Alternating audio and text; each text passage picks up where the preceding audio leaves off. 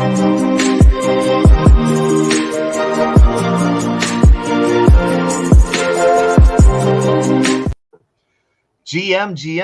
hello, and welcome to another episode of TacoBytes, your daily bite of Degen, episode number 350.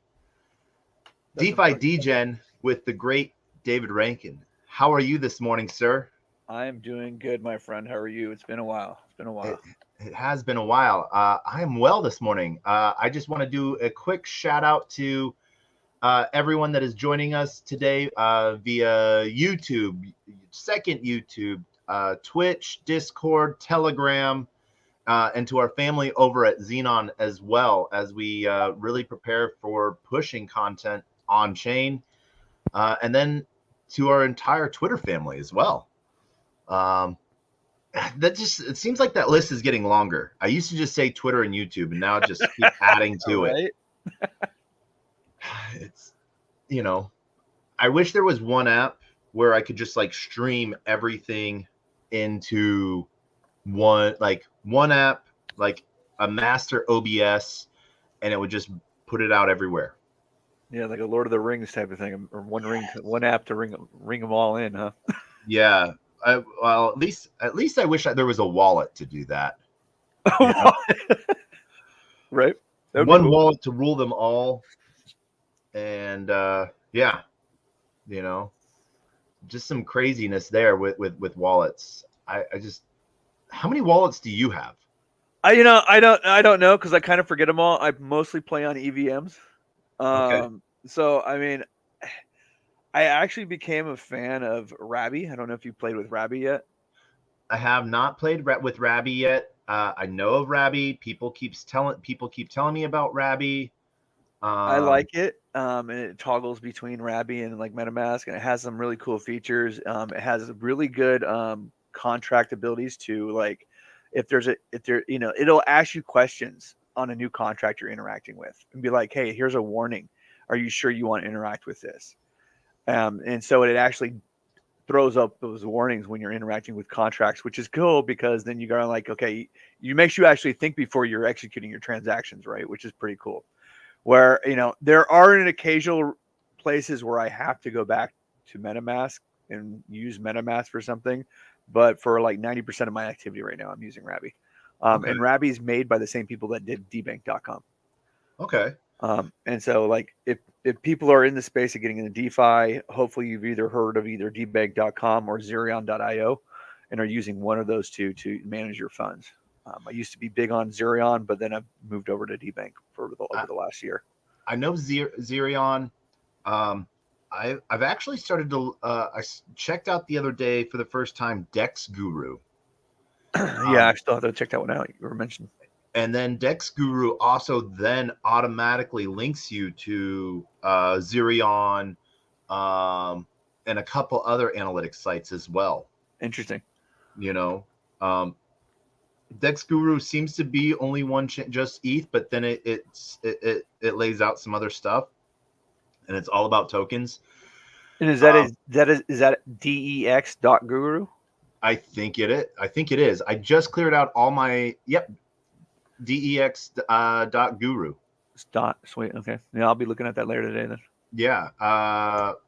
We got that. Let's pull that up on screen. Verifying signing. So you're talking about Rabby. I use both JoinFire and Wallet Guard. Okay. So JoinFire, does that do multiple blockchains? Multiple chains, yeah. Cool. I talk about it a lot. I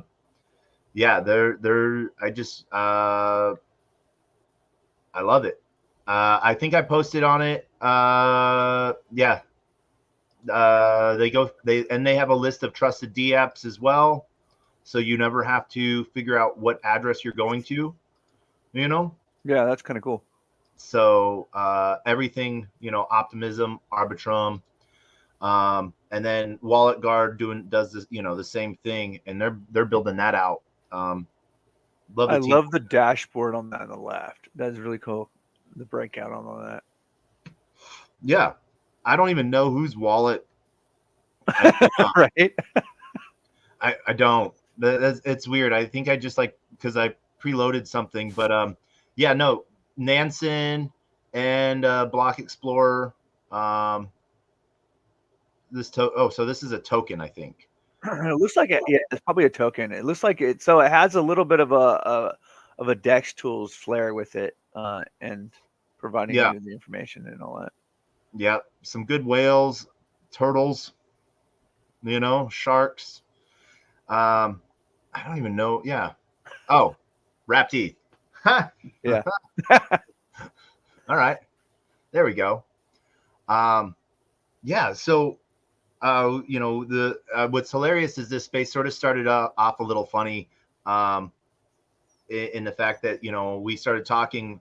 I was actually on the phone with a friend who had just got rubbed, by downloading a malware client. He got a job as a community service provider, as a community mod, and they had him download some program, and I guess it worked okay. And then I don't know if it was right away they did it. I don't know all those details, but loss of funds, that happens a lot. It sounds like it should have been on a separate PC if he's using Discord for activity that's not related to his own personal stuff. Yeah. There's just so many, and one of the things that you hate hearing is he's like, I have a ledger, but I haven't touched it in a year. Yeah, well, hopefully that means his funds are just sitting there earning, right? Because I will tell you, if you're doing DeFi right, DeFi should be pretty boring. Yeah, no, in my perspective, but it should be. Some would label me as a DeFi boomer, right? I'm the safe, conscious guy who's okay with the lower yield as long as my funds are good, right? But yeah. I have like friends, who are the degens that are heavy hardcore degens where they want that 20% and they've lost 100,000 a couple of times. I'm not comfortable with that. That may or may not be me. I'm not comfortable with stuff like that. Yeah, I think one of the worst things I ever did is, for like 2 years, yes, I pulled profits to pay bills and stuff like that. We've all have. But then I also filtered all my compounds into UST and Luna. Ouch. And then when Luna went, I was on a plane with no Wi-Fi, flying from Lisbon to London. And then in London, I was running across Heathrow, and my phone was blowing up about Luna this, Luna that. And I was like, heck yeah, another pump. And by the time I got to San Francisco, it was not a pump. Ouch. I realized it was not a pump.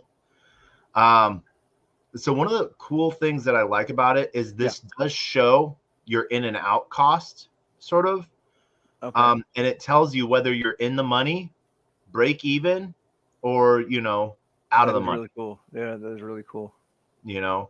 And so this is sort of on my public wallet that I showcase. So it's like I bought ETH Arbitrum at 1629, and it's now at 1842. Yes, I only have 0.002 of it, but in the money. Yeah, that's a cool. That is important in this space to be able to track that ability, because especially if you're doing transactions on a daily basis, it'll help you tax wise later on when you're going through your taxes, if you can kind of have an idea where you're at on a lot of that. Yeah.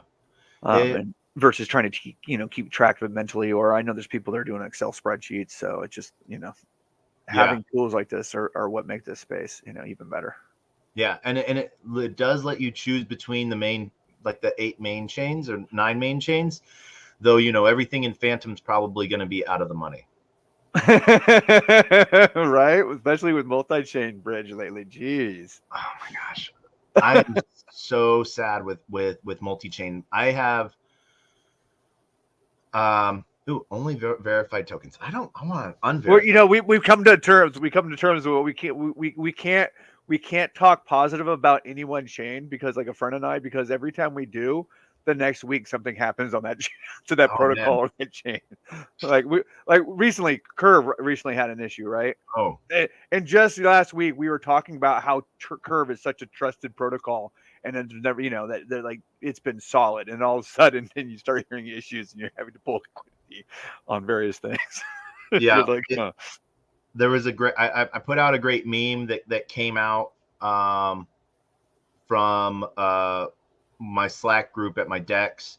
It was like I leave crypto for like a day, and we have like Viper 0-day failures. We have Curve failures, and like a handful of other things. Oh, and then we have like the SEC going crazy again with like Richard Hart and Hex. Yeah. It's yeah. I guess this is the saddest thing to see here with this wallet: inflow, outflow. It should be opposite, But well, hey, dude, hopefully you got some good NFTs for that outflow.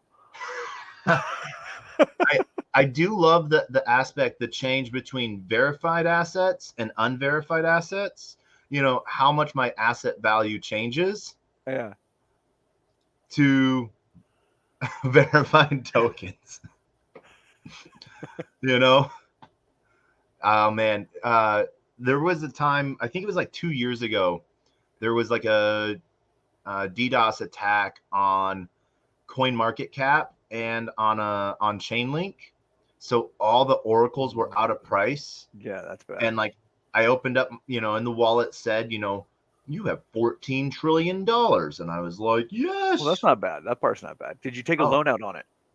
No, I did not. Damn. You should have taken the loan out on it and got liquidated. Yeah. That'd probably been okay. Yeah. What I was with one community at the time where people who had a little amount of token, they thought that they had just like overnight turned into multimillionaires. And you had $1 of the token before, and now and so they sell it, and they're like, I didn't get my amount. Yeah, right.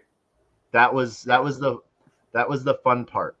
Well, yeah, and in this space, if you became an instant millionaire, it's probably too good to be true. Yeah. And the real question is can you sell it for that? Exactly. Like that. Like I had to do a civil case recently. We're helping explain that, like explaining blockchain assets.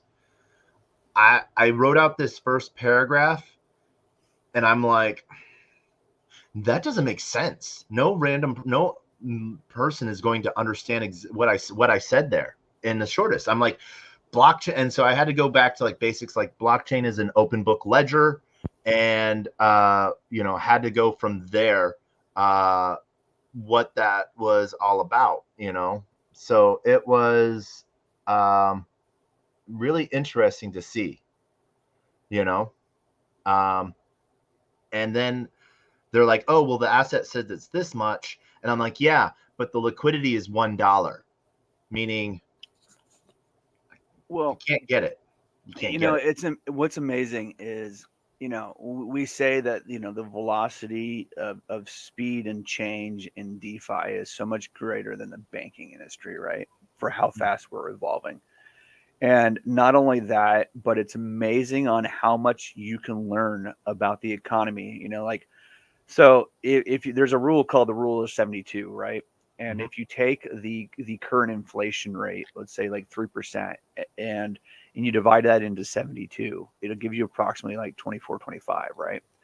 And that's basically the rate of time that it's taking for your purchasing power to decay over time to be half its value, right? So if you want to double it, same thing with growing your money, right? If you're growing your money at 3%, your money will double in the 25 years. Yeah, at 3%. By compounding it and whatnot. But the thing is what people don't realize is is that whole entire system and how money works, right? And how we have currency inflation, where we're increasing the amount of currency. which has been about compounded about 6.9% since like the 1950s. And yet, our earnings, if we were lucky, are growing at 4%. So you're losing at that 2.9, 3%. And this is what they're doing is the government has literally slow rugged us, right? We are losing our purchasing power every 25 years by half. And what's been amazing is being in the DeFi space is learning that and seeing that at a faster scale, because when you see the 20% APY or the 100%, it's because you're receiving a shit token many times. And all of a sudden you're seeing the token collapse being sold off. And it's very much like our dollars. As we get more dollars out there, those dollars all of a sudden get sold off and the value of those dollars collapse. And what I've noticed is, there's this passage in the Bible that says that there will always be poor among us type of thing. And one of the things that I've kind of come to terms with is what's funny is, or what's actually not funny, it's sad, is there's 10% of the world's population that own like 90% of the money, right? Mm-hmm. And if you think about it, it's almost kind of like that short squeeze, right? It's like when you look at a whale wallet would be holding a majority of the tokens. And really that's what's keeping the value of the rest of the token out, because the moment they dump that wallet, it crashes the price, right?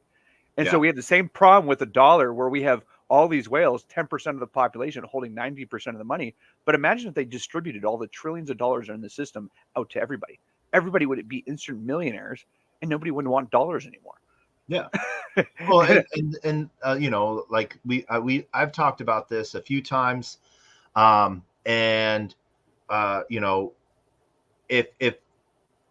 we looked at the stimulus packages that were handed out 3 years ago, everyone got, $1,800, while the rest of the world, but 52 trillion was used, or something along that line. Well, like 3.2 trillion went into the banking system, and it's sitting there as excess reserves right now. Yeah. and yet they're still crashing. They're picking and choosing who they want to bail out, right? Yeah. And like if you had divided the amount of money and handed it out to the people, everyone in the United States would have gotten like $2.4 million. Yeah, that's crazy. And the aspect of that is, well, then all of a sudden milk would go to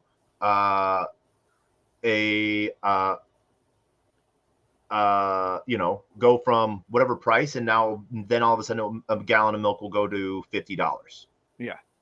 And and it's fascinating, and you actually start learning this by playing in DeFi and seeing how token values actually are holding the price because somebody's holding a large supply, and you see similar mechanics in the DeFi space that you see in the real world, and you just understand it at a whole different level at some point.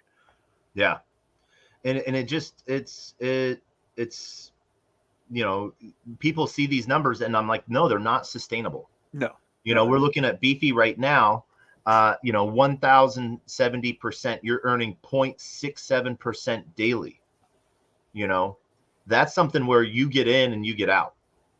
On a high APY for sure. Yeah, and when you're going in Degen mint, Degen LP pool hopping, you go and hop in these things for a few days, you pull profit, and you get out. So here's the problem though, right? Like look at that pool right now. Now I don't know what the pool is because I haven't investigated it, right? But we're just looking at it. I assume that your ETH is being paired up with the platform token, right? Yeah. And that platform token is probably heavily, or in this case, it looks like this is USDC against the platform token. Yeah. But in many cases, if there's a high APY, the high APY is because of the platform token, right? And what happens is you have this equation of the change in supply over the total supply. And so when the total supply is very small and there's a large amount of tokens being issued, you're going to have a high APY because of the distribution rate versus the total supply. And then as the total supply increases over time, that the distribution rate becomes a smaller proportion of the total supply, and so the APY will continue to fall. But realistically, if you're trading a good asset into a heavily inflationary token, you're going to lose value and you're going to be drained of your good asset and be sitting on a bag of whatever the platform token is. So hopefully you really like your platform token if you're trying to chase those APYs. What's wonderful about Beefy is if there's a shit token that's underlying but then you still have the issue of what is your pairing that you're dealing with. Yeah. And yeah, so this one is based off of Velodrome. It's on Optimism. No, I know nothing about it, Yeah. But I don't deal with those pools anymore. Like I've been drained so many times and ended up with the token on a platform token that I'm not really sure I want. That like I'm pretty much like, okay, I will, if a main chain token, a second side chain token might be okay. I'm all about WBDC, a stable coin, or ETH. Key things, I'm down with the lower APYs of 4 and 5%, knowing that I'm getting and holding good assets.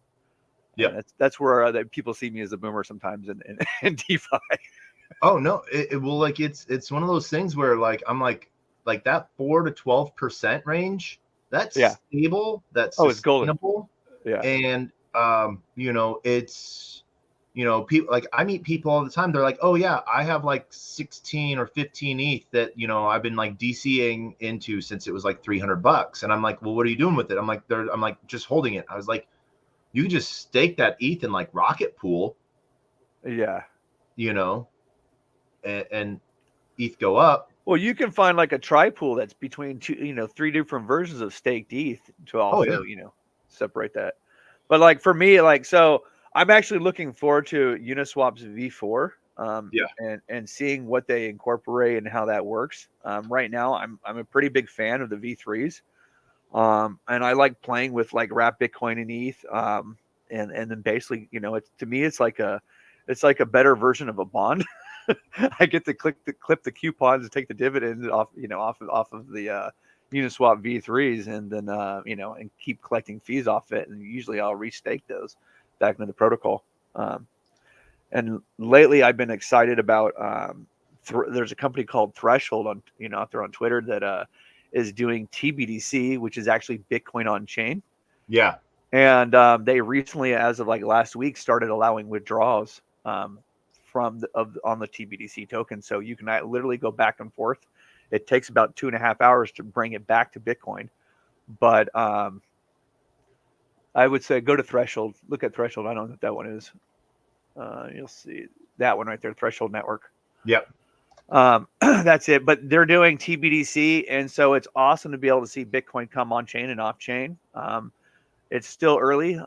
It just kind of launched back in January. It's actually this is actually a V2 because they originally came out of Keep, and I don't remember the other one, but they two different teams teamed up and created Threshold. I was in the previous project as a token holder of Keep, and then brought over to this, and I'm really looking forward to this just because I like seeing Bitcoin being active on chain.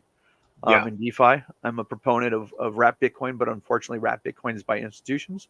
And so therefore you can't reclaim the underlying asset. You're basically dealing with the derivative. Back when you're dealing with TBDC, you can at least reclaim the underlying Bitcoin, which to me is huge. Yeah. What's hilarious is I actually just left Threshold's Discord yesterday. You just left their Discord? Yeah. Now, why'd you leave? I don't know, because I quit paying Discord money. Okay. And so you're limited to 100. Yeah, so now I'm limited to 100, but I'm in like 150 Discord groups. Yeah. And so it was one that, like, I know it. I've been following them for a minute. I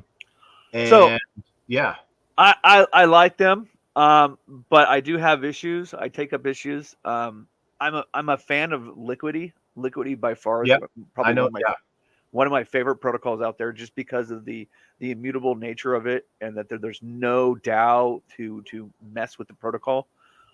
Threshold has a DAO associated with their T token.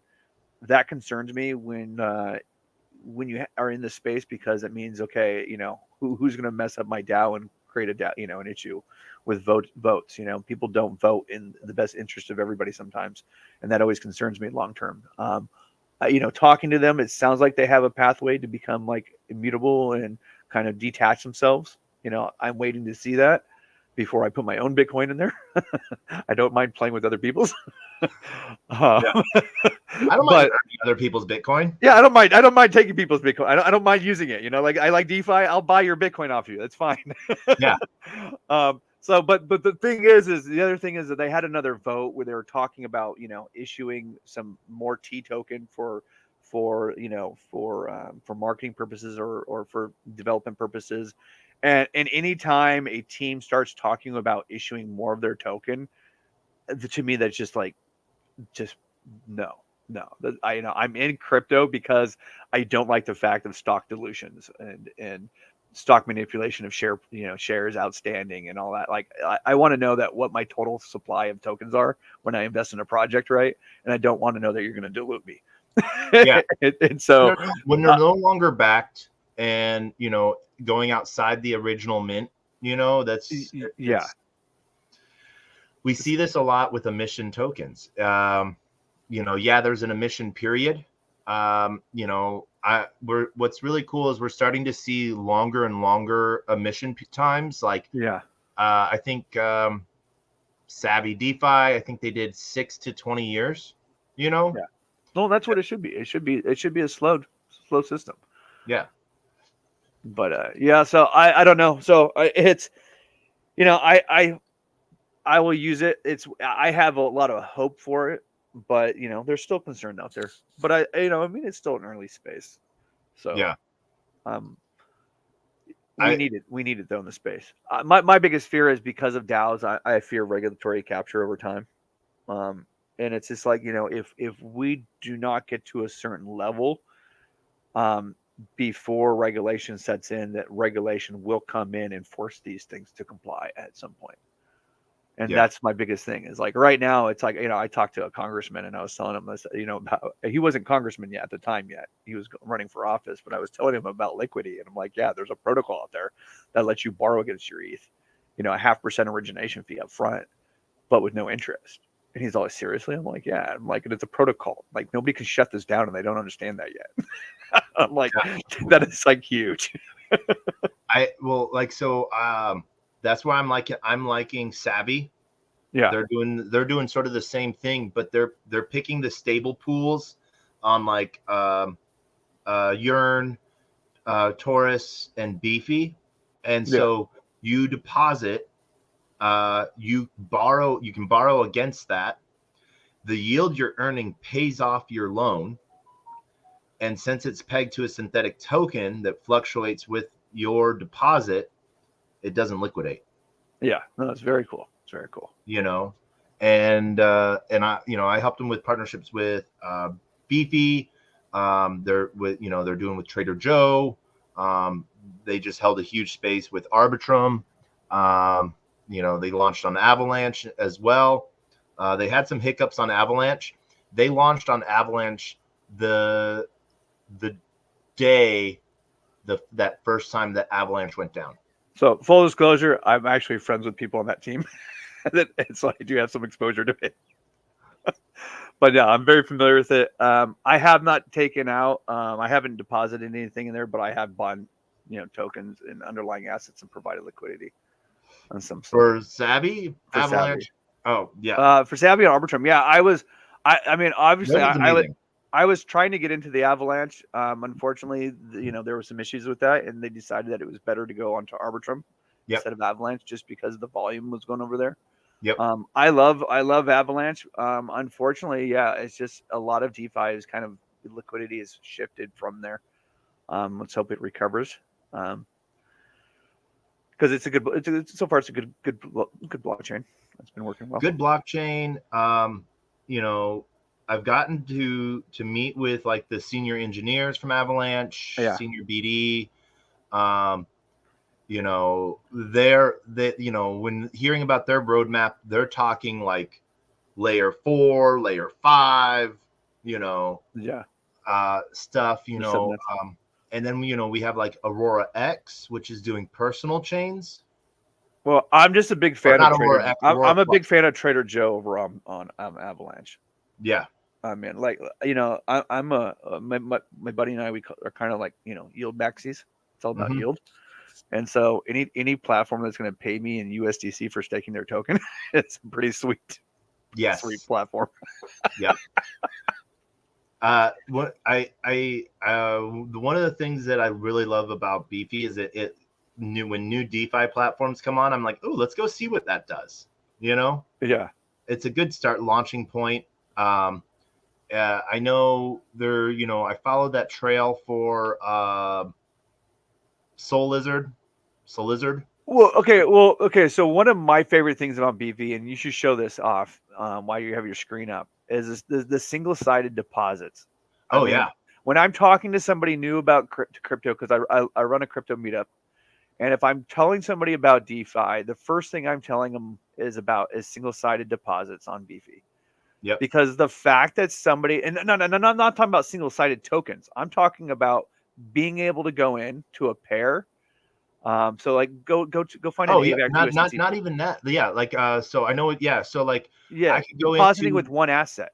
Yes. Yeah, right there. You can pick which asset or wrapped ETH right there, and it zaps you in. Yeah. Well, what's better is like, so for example, on Optimism, Arbitrum, Avalanche, or Polygon, you can literally bridge from Coinbase, send over USDC, and literally enter into a pool with USDC in most cases. Yep. And it will literally put you into the crypto pool, the position that you want, and give you exposure to the underlying assets. And then you can exit back out of USDC. Yep. And for accounting purposes, like, that's kind of nice. Yeah. You have the underlying exposure of the crypto assets while you're earning APY through the trading fees and the compounding and whatnot. Yeah. You know what you went in with. You went in with $100. Yeah. And you're pulling out hopefully more. Yeah.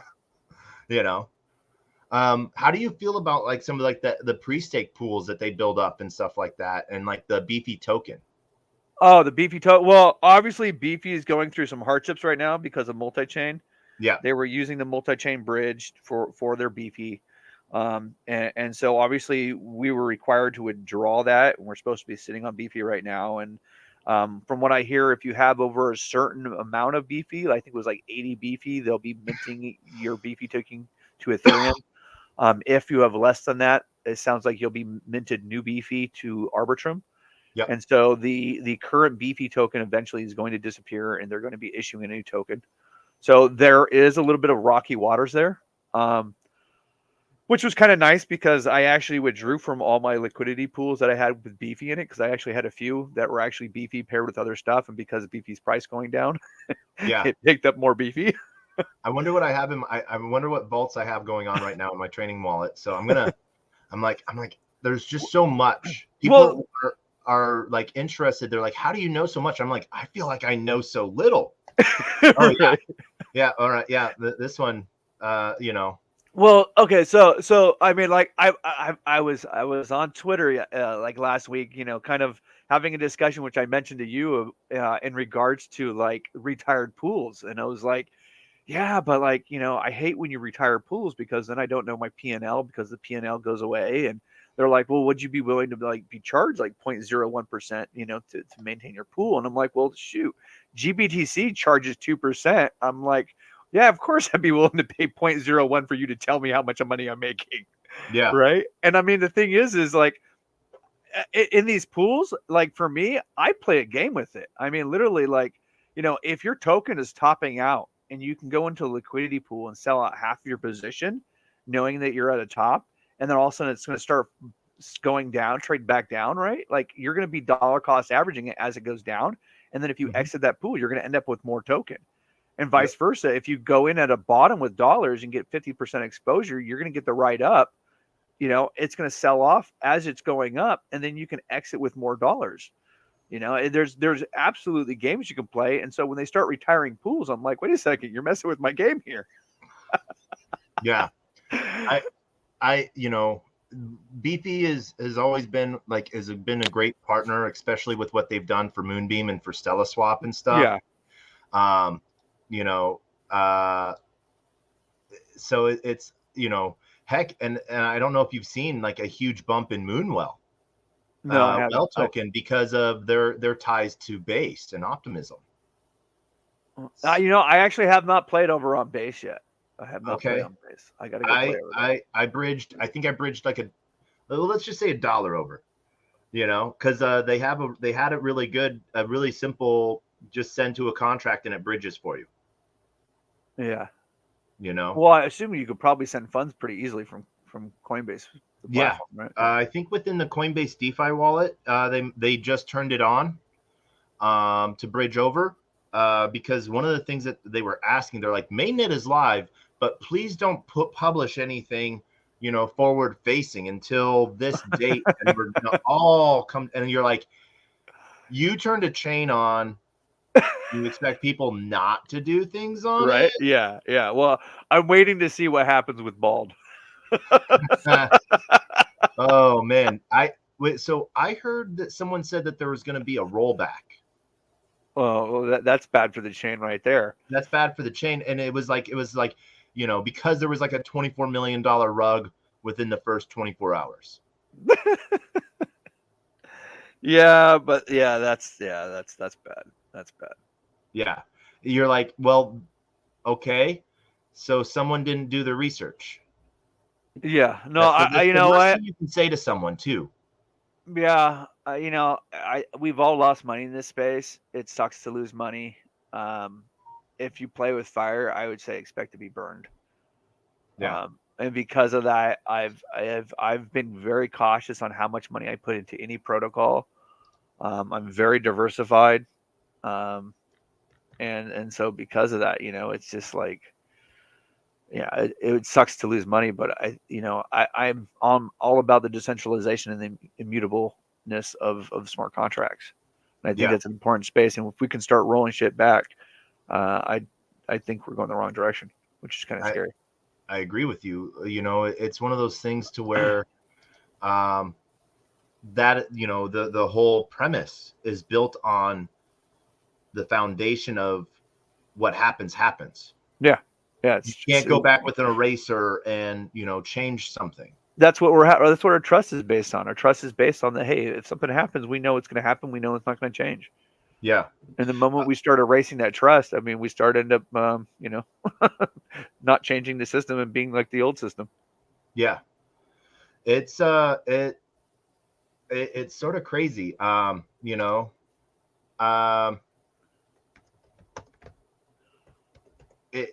We have so much going on, so much building out. It's really crazy to see. I don't want to say bad things happening, but there's things attack on all fronts, Mhm. I mean, yeah, and it's horrible to see. Yeah. And like right now, one of the big attacks happening, between both SEC and decentralization, this has been a big topic the last couple of days, especially leading up to this, but Hex and Richard Hart, and Yeah. is that a can of worms? You're like, don't touch that with a 10-foot pole, or do we take Richard Hart out of, like, when are we able to take personalities out of protocols? Yeah. Well, that is the trick. That's why things like Liquidity, it's like you have a marketing team, but realistically, you have to be able to step away from your protocol, and it has to be, so good on the programming level that you can walk away and it works autonomously all by itself. Where that you don't need to administer it, because if there is administration towards it or somebody who can change it, it can be manipulated and it can be taken over. Or they can go after you. So yeah, it's interesting to see how this plays out. Yeah. I had to, one of the things, since we're tied to Beefy, Stella Swap has seen a huge influx of, that compounding piece. And it, like you were sort of saying, it brings in a lot of that stuff.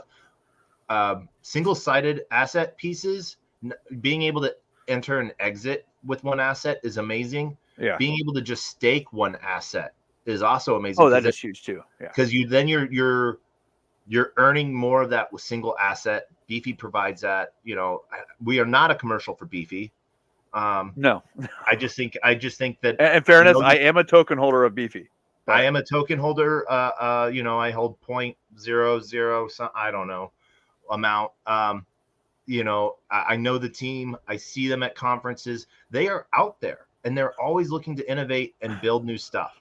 Well, so the only thing, like one of the things I brought up with Beefy is like, hey, I was bringing up the fact that I use them as a kind of as a portfolio management tool, Yeah. on a lot of levels for my liquidity. And I was bringing this up. I'm like, hey, you guys need to think more along my line of level in perspective, in my opinion. And the reason I said that is, there's so many liquidity pools and platforms out there that eventually it's going to get old with incentivization with tokens. Like you can only have so many liquidity pools and exchanges and all that out there before all of this stuff is so diluted that there's no more liquidity to deposit in a new liquidity pool. And the thing is it's evident just by Beefy alone that nobody wants the shit coins that these platforms are rewarding with. Otherwise, they wouldn't be using Beefy. So at some point, the reward mechanism is likely going to disappear in my eyes. Now that could be 5-10 years down the road, but when I see development, I think you should be developing for 5-10 years down the road. Yeah. The development of 5 to 10 years down the road is one. That's how many block transactions will happen in that time. Right. And like all of the new layer 1s, all of the new layer 2s, you're just looking at ETH's roadmap, like they just pivoted, they were going to be working to make ETH faster, and now they're like, you know what? We're going to stay the same bulldozer, and we're just going to beef up our security and our settlement, and because we want everyone to use us as settlement. Yeah. And it can always change over time, right? I mean, I think there's gradual progressions. Right now, ETH needs to be a little bit cumbersome and expensive to use because if it wasn't, people wouldn't go to the second layers. Yeah. And so we want to get developing the second layers out. And then once that is fully developed, then ETH could probably change that policy. Yeah. But there's obvious stages. And so somebody's obviously planning and thinking these things through, which is needed. Yeah. As we're seeing more roll-ups, a lot of stuff in ZK stuff happening. There's just amazing, like just permissionless credentials as well. Yeah. And when I say permissionless, and I would love to hear your take on trustless and permissionless. So for me, permissionless is I authenticate who I am. I don't need any third party to verify, like, oh yeah, your name really is Player One Taco, but you're the first person to claim it, so it's yours. Yeah. So now I have that, and now that is my identity. Yeah. And so the trustless side is, I don't need a third party to do this for me. I can do that. Do you have a, when it's all at a contract level, I don't need anyone else's permission to transfer funds, and I don't need to rely on a third party to flip a switch or click the OK button. Yeah. Do you have a different definition of trustless and permissionless? No, I mean, or say it a different way. No, I'm the same opinion. I like to be able to do my own verification. I'm really kind of perplexed because my viewpoints of DeFi have changed because I basically think that we're heading into a surveillance economy with DeFi. I have multiple ENS names. We all have multiple wallet addresses, or we should. It's the sad part is I was in a room yesterday and I was listening about some new privacy chain, right? And this privacy chain has all these VC backings and sound like it has some government backing. And I'm like, that's the one problem I have. Like the where we need a public chain is in politics and for large players. And unfortunately, I think the direction we're going to go is there's going to be privacy chains, but the privacy chains will be for the wealthy. And then the consumer class will be in the public chain that can be viewed, right? Yeah. Because the wealthy don't want the general populace to see how much money they have and where they're moving and what their money is doing. They want that privacy, but then they want to watch everybody else. to make sure that people are keeping their place. And so, you know, so I have an issue with privacy because like it's I mean NFTs, Yeah. I watch wallets. I'll admit it. People are like, when you tell somebody who hasn't been in DeFi, like, wait, you look at somebody's wallet? Yeah. Like, yeah, of course I do. I mean, like, Yeah. this is how we find out new projects and see where money's moving. And like, GMX, we found GMX, somebody and I, and it was through looking at some wall and going, hey, what's this project? Hey, let's look at this. Wow, look, this thing's paying consistently. Like, we can jump in and provide liquidity to this. Yeah. And so, it's I think it's a beneficial. Now the thing is that dangerous? Yeah, absolutely. It can be dangerous. It opens to a different world. Especially as But we have more intelligent tools for easier user use. right, exactly. But the thing is it good? I mean, like, I'm one of those people. I follow the Twitter feeds on Nancy Pelosi's moves for stocks, right? Yeah. And so it's like, would I love Pelosi's trades to be on a blockchain? Absolutely. And do I think that every politician's trade should be on chain? Absolutely, because I think that would be fair and open policy, right? Yeah. And so part of me really likes that. Their trades, but their blind trust trades. Yeah. Yeah. And so David, we got a hand up. I think that either want to ask a question of this. Yeah. Yeah. So we're gonna I want to shout out to everyone on Xenon. John, I see you. Thank you for the lurking. Xkilla. You have your hand up. Yep. Yeah, here we go. So it's actually pronounced Phil. Okay, Phil. Yeah. So the idea that you guys are saying that ether too expensive for the gas fees and stuff, and it's, I just wanted to bring in something that I found something, but I don't know what exactly and how it works. I did, Taco, I did send you the website. Maybe you could give a synopsis real quick of what you think of that. And that's all I have to really bring in. I saw this. It's I know it's not too old, but it seems like it's a too good to be true thing. But I don't know. It has to do with gasless transactions. Now I don't believe it's free, but they're able to reduce the fees on them. I don't know how that works. Like listening to you guys, I'm learning a lot always. So that's all I have. Thank you. Well, Phil, always pleasure. So ethane.app, an efficient liquidity locker and universal gasless experience for ERC20 tokens. How it works. I don't know. David, have you heard of this? No, I haven't. Okay, then this is. I usually just wait till gas is low. Yeah, me as well. But if you waited till gas was low and then could get it cheaper. Yeah. That is sort of. So I have a Gwei monitor on my browser. Like it tells me right now Gwei is at 28. And so I'll keep an eye on the Gwei, and depending on the size of the transaction, I'll wait until the Gwei is at a reasonable level when I'm doing transactions. Now, if you're aping into something and you're trying to beat people, then obviously that gets hard. I'm usually pretty patient in what I do. Yeah. And so. And nothing's truly gasless. Yeah, right. It's who's paying for it. And I will be honest, I'm not going to click on launch D app because I have red flags because the home, about, team, and how it works, those buttons do not work. That's not good. Like I do see all the other buttons working, it's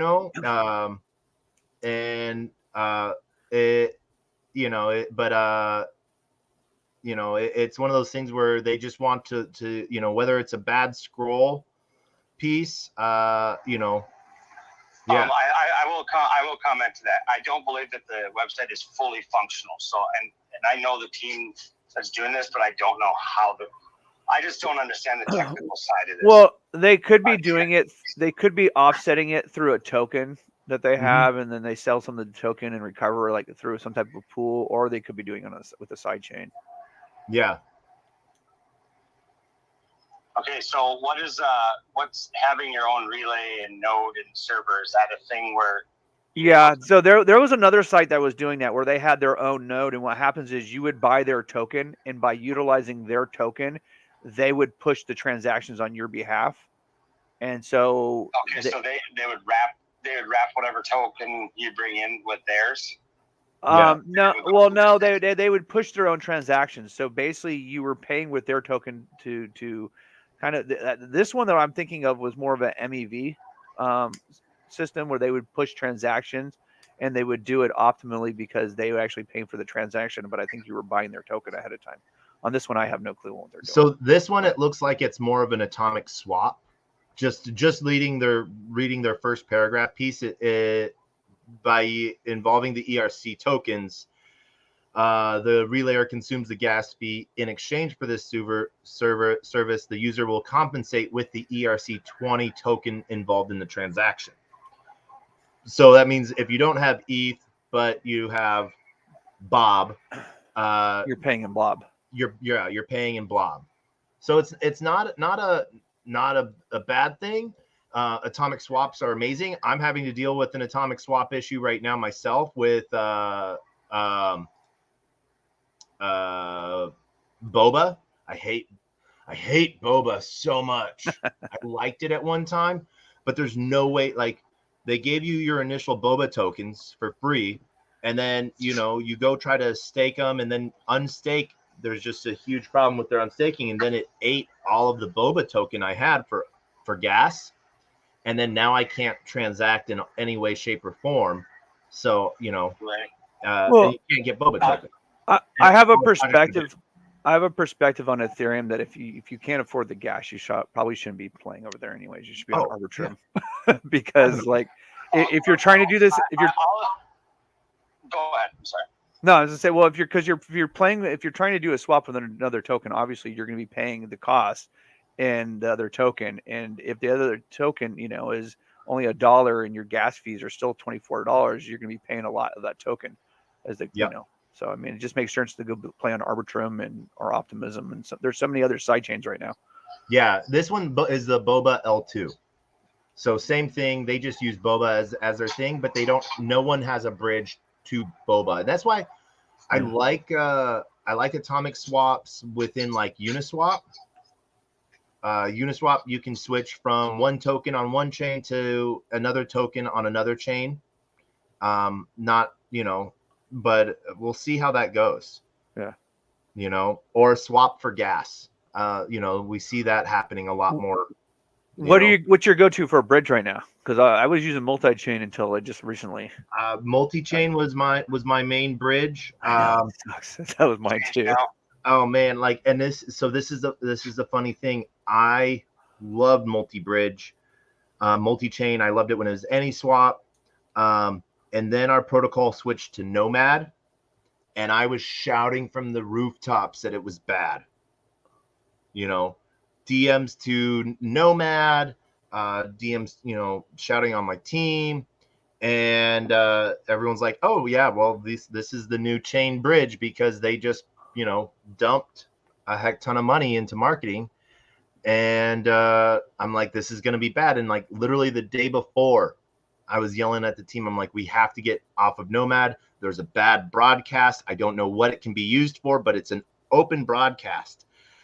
And the next day, literally, oh, you can just put a transaction into that broadcast. And it will, it's just crazy. So I want to say two things. One, you said you shouldn't be playing on a chain if you can't afford it. I might be an exception to the rule when it came to getting into crypto. I started with $300, and that was the last of my paycheck, and I went full time. What year though? What year were you in? A month. Yeah, what year? What's that? What year? This was 2019 in October. Okay, but 2019, crypto was still really low. And back then you could, and gas was pretty cheap back then. Mm-hmm. So for a newer person now coming in at ETH at 1900 or something like that, like I would say it's easier to do on a second layer chain than come into ETH if you have $300, right? Like I would hate to see somebody buy. I didn't even discover ETH until probably 21. Oh, really? Like, okay. I was so far. I was in Robinhood and all those things. I didn't have a great idea. But the second thing I wanted to bring up is how many people do you think get into this game, like you were saying, and do stuff that they're not supposed to? Oh, I know. Oh, we all do. Well, but we got to give good reasonable advice, right? Like there's people who just made money on Pepe, dude. Come on. Yeah. So I understand. There's definitely opportunity. I just want to ask one more question about that Degen app. If that is like something else, is there any like pointers that you could send to me so I could pass it along? Because as much as I like watching people fail, I really appreciate when people succeed. And by fail, I mean I like when people trip and fall down, and then I'll go help them up, but not without laughing. Yeah. But it's just part of human nature. But what is there anything you could say that they did wrong that could have been done better? Make up before I even click on their D app. Make sure all their buttons work. That 10-4. I haven't even I didn't even go deeper than that. But we'll do that on a later date. Just to take a look at it. Education wise for new people coming in, how important is that to know? Utmost. Yes. If your site does not work, why should I? And you're basically funneling me to push only one button. Then you're not giving me choice. You're sort of there's a way to do that by having only one button. If the other buttons aren't working yet, then don't have them there. Well, I have a question for the person who's talking right now. Have you ever created a WordPress page? Have you ever created a WordPress page? No. Okay. I can't quite understand what you're saying. WordPress is for web development, right? So here's the thing. It is so easy to throw up a website in 30 minutes that if your website doesn't fully look fleshed out, I don't want to trust it, right? Because I can throw up a website in 30 minutes. It would probably be good enough just off the front page to have you convinced. So I do not go off of anything that's I'm not trying to defend that it's not working correctly. No, I'm just saying. In their TG, it has all their links, right? But the Degen.app is not highlighted blue, so you can't actually click on it. I had to copy paste it, so that might have something. Like maybe they're not fully done with it. Yeah. That's just a general practice and general rule. I'm also really skeptical when I see affiliate links. Yeah, right. That's like my other flag. But I mean, there's still sites out there that are decent with affiliate links. But I always have a question mark as soon as I see an affiliate link on stuff. There's things that you have to do in this space that create precautionary like signals to protect yourself in the space because there's so many goddamn scams. Yeah. All right. That is probably my biggest accomplishment. I just wanted to bring that up. Yeah, my biggest accomplishment is not losing funds. Right. Keep your money in this crypto. You'll succeed just by keeping your crypto. Yeah, holding. Yeah. So one of the things, David, you talked about was the differences between V2 pools and V3. Yeah. What is your big push why you like V3 pools? So I really like V3 pools because one, if you go into a V2 pool, right, you have to have a split of 50-50 between the assets, right? So if you have an asset and you're going to go into a pool, like one of the pools I like is PaxG and ETH. Yep. And PaxG is basically one PaxG is pegged to 1 ounce of gold. So I treat that like a stable coin. And I like to pair that up with ETH. But the thing is now if I'm holding PaxG, I have to have equal amount of ETH. And so you have to have a lot more liquidity to be able to add into the pool on both sides of those assets. What's nice on a V3 and what I do is with the V3s is I'm typically looking at a chart, looking at a range in the chart, right? And we might be at the bottom of the range. And I noticed that, hey, I think it's like right now, let's say I think ETH is going to trade up against this other asset, or this other asset is going to trade up against ETH, one way or the other, right? Yep. What I will do is I will literally create a V3 that has that range. right? And I don't know, you could bring up the V3, bring up a Uniswap V3 pool if you don't mind. Yeah. We can actually walk it through. And so you're wanting to go for a one-sided deposit, right? Yeah. I'm wanting to go through a one-sided deposit. It makes the accounting and taxes look easy, right? Because I can deposit in, let it trade through the liquidity. And a lot of times I'll have it come trade all the way back down and then collect the fees as it goes through that entire cycle, right? Yep. And so like right now, I will admittedly say that I have pools that are ETH and wrap Bitcoin. You keep them a tight range, and then all of a sudden it trades through all that ETH liquidity into wrap Bitcoin, and then it comes trading back. In the meantime, you just picked up ETH and wrap Bitcoin, and I'm probably earning more wrap Bitcoin than some Bitcoiners are earning mining. Yeah. So I'm all down for that, even if it is wrapped, because I'm getting that price exposure, and let's not, we'll admit it, some of these people are only in it for the price exposure. So if, and then not only that, but I'm such a fan of the ability to borrow against this stuff in the future that I think it's huge potential. So yeah, so right here you can look at that range. Now move that whole thing to the zoom out a little bit. Click the zoom out button that you just had. Now move that whole thing to the right. Yep. Right? I can then go one-sided. Single-sided. So you'd be 100% ETH, and as the ETH went up in price, it would trade out into the PaxG. Yep. Right. And so, which is really cool. And then not only that, but while doing that, first of all, full disclosure, you do not want to do this with PaxG. I use PaxG in a V2. The reason you do not want to use PaxG in this situation is PaxG has a fee associated with it on swaps, and that doesn't work well with Uniswap V3s, right? Yep. So you do not want. I'm gonna use WBTC. Like use a wrap BTC. Yeah. So that way, we go with this, and so, what we see here, I want to talk V2 and V3 just means version 2 and version 3, as they upgrade systems. I remember PancakeSwap V1 days, Well, I remember before PancakeSwap. So, but here, you see. So the way I explain this is, you see people set price range. Correct. And those are sort of like, Trader Joe says it's really good as buckets. Yeah, I hate the buckets though. I really hate the buckets. You hate the buckets. It's just not as intuitive, and it creates so many little bucket NFTs in your wallet that it's just like, oh my God, this is not clean. Yeah, I wrote this out. Oh my gosh. It was a total of nine pairs of 3, 27, 47 zero, like a number, and 47 zeros worth of NFTs. Yeah. So I like to keep a wide range.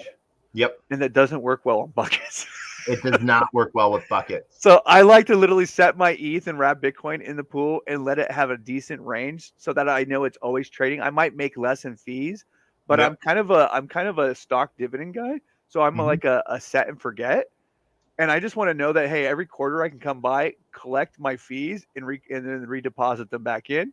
And it's a hell of a lot easier when I can set a decent range and just collect the fees, Yeah, and Uniswap allows that. It's real simple by just clicking. I don't do it that wide. Not that wide? Okay. No, I don't. I keep it in that bell curve that you see right there. And that bell curve is the concentration of liquidity in that range. And you see what I like about it is it's a very good visual of you can see where people think the price action really is. Correct. And you won't get rich off of it, but I'm happy to make 2 to 4% on ETH and Bitcoin, right? Yeah. And the thing is, so I have assets that I want to hold, and I don't mind if they sell off, but so I have assets, and what I do is the assets that I'm just sitting in a wallet, I'll throw in a V3 and be like, okay, hey, if it starts hitting this price, start dollar cost averaging out of it, and go into ETH, and I don't have to watch it. It's not going anywhere. It's sitting in my smart contract, and it'll just sit there. But I know that once it starts trading in the range that I want, that it'll start making me fees, and it'll make me more of the underlying asset and more ETH. Yeah. So I really like it as a tool. A lot of people don't like it because of the impermanent loss that you potentially suffer versus just holding the asset, or it doesn't make a high in FAPY. But I mean, like, I'm holding these assets anyways, so it's just like, yeah, might as well earn something, yeah. you know. And the underlying asset might turn into be a surprise unicorn. Right. Yeah. One of the platforms. Do you do anything on Solana? I do not. That chain was crashing too many times for me to want to go over to it. So okay, I hear it's getting better though, huh? I'm gonna drop. No, you probably already know this. It wasn't actually ever crashing. It was being the transactions. There was stuff. The term is pause, but the chain was just being slowed down so much that transactions were timing out because they wanted to catch up with the amount of transactions that had processed. Yeah. And so one of the things that Solana has on it is the transparency of who the next 100 validators are. So those are being attacked constantly. They put in, what they did is one of the upgrades they put in was ballooning payments. So if one address keeps attacking, sending, fake transactions, the gas slowly goes up. And because the transaction fees are so small, that it takes a minute, but it then becomes unprofitable for people because they weren't succeeding.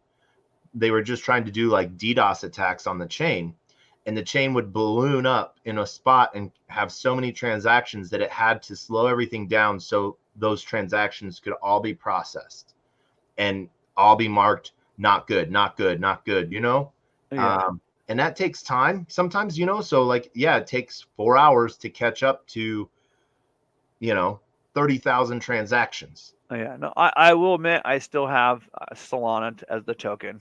So it's not completely written off my book, just because I have a feeling there will be some use there. I'm an EVM. I'm mostly on EVM, so just because Ethereum's where I started off in DeFi. Yeah. I wanted to go to this just because one of the things that I love about it that I wish Uniswap would integrate. Yeah. Let me see. I might have to connect. Man, I've heard of it a long time ago. Yeah. Is that it gives you a lot of good statistics when you're putting in when you're making a V3 pool. So that's one of the fun things with it, I think, is that it shows those daily numbers. It shows what your leverage is on a position and allows you to. Or are they doing leverage liquidity pools? So not leverage liquidity pools, but they're doing it in one aspect of it. So it is, let's see here. So like if I don't even know what I went into, but USDC and Sol. Okay. So I can pick my custom. That's cool. Yeah. And from there, I can set those ranges, but then it shows me my estimated 24-hour yield, my deposit ratio, and it shows the leverage, compared to a constant AMM. Yeah. So I'm earning 30 times the amount because I'm having a narrower range. That's cool. And same thing, if I think that the price is going to go up, I can go to that one-sided piece, So there is a tool to help with that for Uniswap, and it's called uniswap.fish.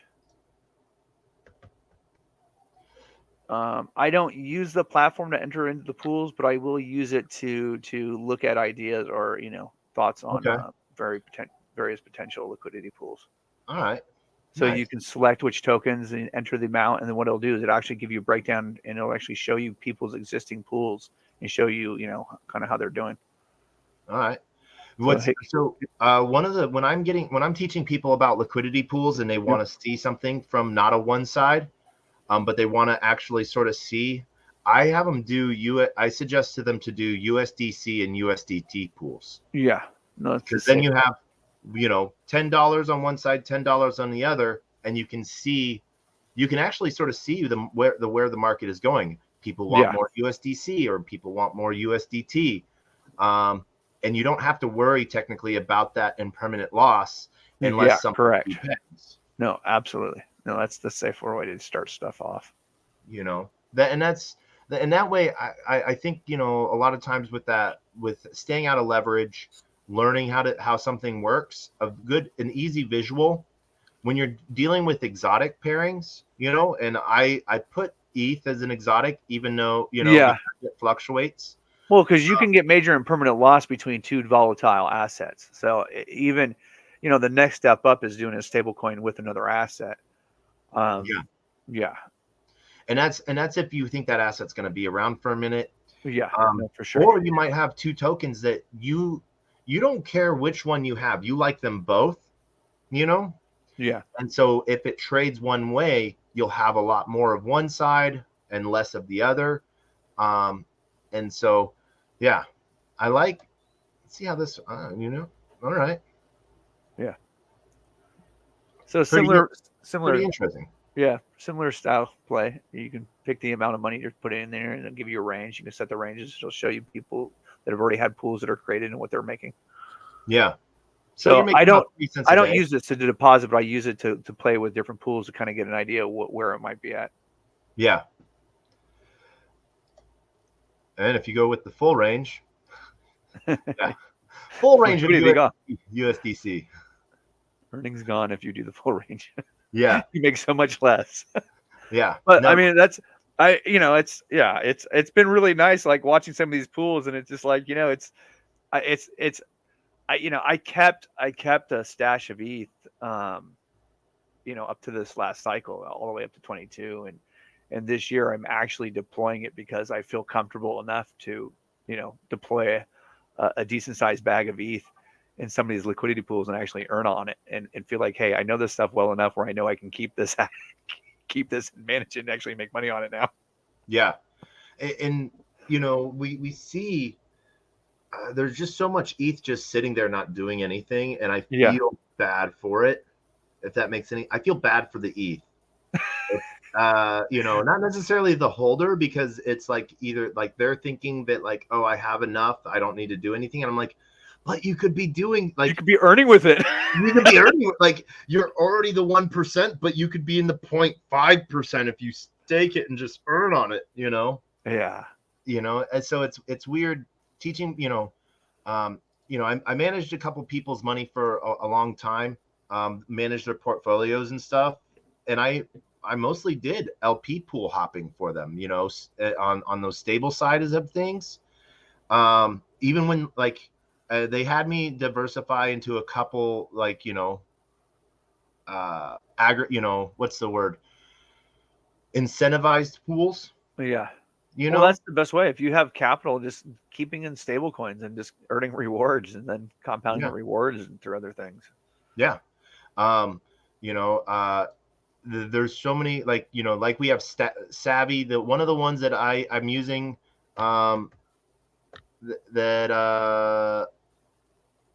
well, and here's a little bit of hope, right? Like now, like we're seeing APYs go down and people are like, well, why is this not making a good APY? And a lot of it is because like we've seen volume fall dramatically, right? Yeah. And the thing is, it's like, you know, it's like, okay, if I got this pool that's earning this now, you know, I know that when volume picks up in this space, that it's going to come back. Yeah. So that's kind of where my hope's at long term. That I have that same. Oh, that's not the right one. So are you heavy in the NFT space? I am. I still am. You know. Okay. I've done a lot of NFTs. I've been in the art thing for a bit. So I'm more of the collector. I'm horrible at flipping. Anytime I try to buy a decent amount of them, that project usually never takes off. Yeah. But hey, that's good. At least those ones that I'm not paying a whole lot of money for. But no, I'm kind of big on like what I was saying, you know, I'm big on protocols that provide me yield. And so like I'm a fan of like the Looks Rare and the X2Y2. Yep. Which both offer rewards in ETH, which I think is awesome. I still see a long-term longevity of NFTs. Now, maybe we're selling tokenized real estate in the future instead of you know, Bored Apes and other things. But Yeah. I wouldn't mind collecting fees on $500,000 houses being sold as NFTs in the future. No, definitely. Well, we're starting to see that in like Proppy. Yeah. There's Parcel on Solana. Nice. And David, we had want to do just a quick reset. Shout out to everyone on Xenon, Twitter, YouTube, LinkedIn, Twitch, Telegram, YouTube channel number 2. We actually had, I don't know if he's going to be able to come and speak, but when we were talking government stuff, I done a shout out to him to come see if he could join. We were talking about politicians' trades being on chain. And so he is running for Senate in the US, Will Schweitzer. And so he's joined us on Twitter. I don't know if he can come up on stage because he sort of had not just trades, but campaign finances, and not the campaign finances of being able to donate. And Will, if I butcher this, I apologize. We talked late into the night, but the record keeping of donations being kept on chain. That would be cool. Yeah. So Will, if if you have time to come up, would love to have you and introduce you to David. And I want to hear if you have a moment how the campaign is running. And David, he's running against Gillibrand. Where is he running at? New York, U.S. Senate. New York. Okay, so he's on the other opposite side of the United States of me. Yes, completely opposite side of the United States. And so, yeah, I don't know if I'll see him tonight at the Coinbase event. Are you going to be there, Will? This is how when I first met Will, this is how I introduced. Oh, he's not going to be there tonight. He's got the thumbs down emoji. I think he's going to be. I think he can't join right now. I went to one of his campaign launch meetings just because I'm like, oh, a politician that's into crypto. Let's go see what you're about. And I get there and I'm sitting there waiting for my chance to talk to him and stuff like that. And then join the circle, of conversation. My first words to him is, "Your Twitter game sucks." I think those are the first words that I said to him, and I apologize, Will. Hey, in all fairness, that means he's probably actually working on policy and other things important. So when you're a U.S. senator or in the next phase, and you're like, yeah, there's this guy Taco. His first words to me was, "Your Twitter game, your social media game sucks." No, it's done out of love. Right. Well, I'm fortunate and happy to say that Kevin Kiley, who's over in Congress and representing California, one of their districts, we actually hosted a panel discussion where we talked about crypto with him, and and had that publicly there, and it was pretty awesome. And so it was awesome to say that we were a part of his political campaign. Yeah. Nice. And then educate a congressman on crypto. And it's so interesting, like how much there seems to be either not enough information or weird information, or I'm like, did you get your information from JenniferHatesCrypto.com? Right. Yeah. Like misinformation. Yeah. And so when I find politicians that are they don't even have to be fluent, but they understand it, I'm like, cool. I like that. Let's see what you're about on the rest of the things, because I can't just say I'm going to go vote for everyone that's pro Bitcoin or pro blockchain, because I don't know what the rest of your policy looks like. Yeah. So and there's the thought that we see Bobby Kennedy running, and he wants to back the U.S. dollar with partially by Bitcoin. Yeah, I like that. I think we're not quite there yet. I think BlackRock's ETF will probably help us get there faster. Yeah. But I think it's stages. But I think it's promise, and I think it's a discussion that people need to start having. So yeah, only time will tell. Yeah, I know the Federal Register, so I think it's just eminent. The SEC is playing the waiting game on this, to Well, lay out the entire, what's the word I'm thinking of? Um, it's waiting to showcase. Um, we're going to wait the whole 75 days before we approve this, or it gets approved automatically, if I remember right, being told. So they're either going to just let it get slide in without vetoing it, or like they'll wait till the last second to approve it, so that they can say we've done all of our homework and dotted all of our I's, crossed all of our T's. I think one of the things that they're going to do, I think that they're going to just allow it to come into play. And then the reason why is they're like, oh, well, that way they can challenge it later. We never actually approved this. It got in on a technicality, and this is what we find wrong with it. And that's regards to what? With the BlackRock Bitcoin ETF. Okay. Gotcha. Well, no. So here's the thing. So a little insight from our neck of the woods, right? Yeah. California is working on a bill called AB 39, which is in regards to the licensing of those who are managing digital financial assets on behalf of California residents. Yeah. I've had the chance to actually have some correspondence with a guy named Michael, who's actually working on, drafting the bill, and had some conversations, because my biggest thing is, leading a local Bitcoin and crypto meetup group. I'm big on DeFi and wanting to make sure that we have our rights to be able to do liquidity pools, and, ensuring that, we have custody of our own assets and whatnot. So I'm always asking regards to questions on that. And so it's been fun to see that. And but if that bill goes through as of right now, that it goes into effect in 2025. Okay. And I see, obviously that kind of falls in line with if BlackRock does an ETF, and you can absolutely see the writing on the wall where everything is going. And I'm absolutely interested in seeing where that license goes, and potentially getting that license at some point, or working with whoever holds those licenses, because this is my space. Yeah.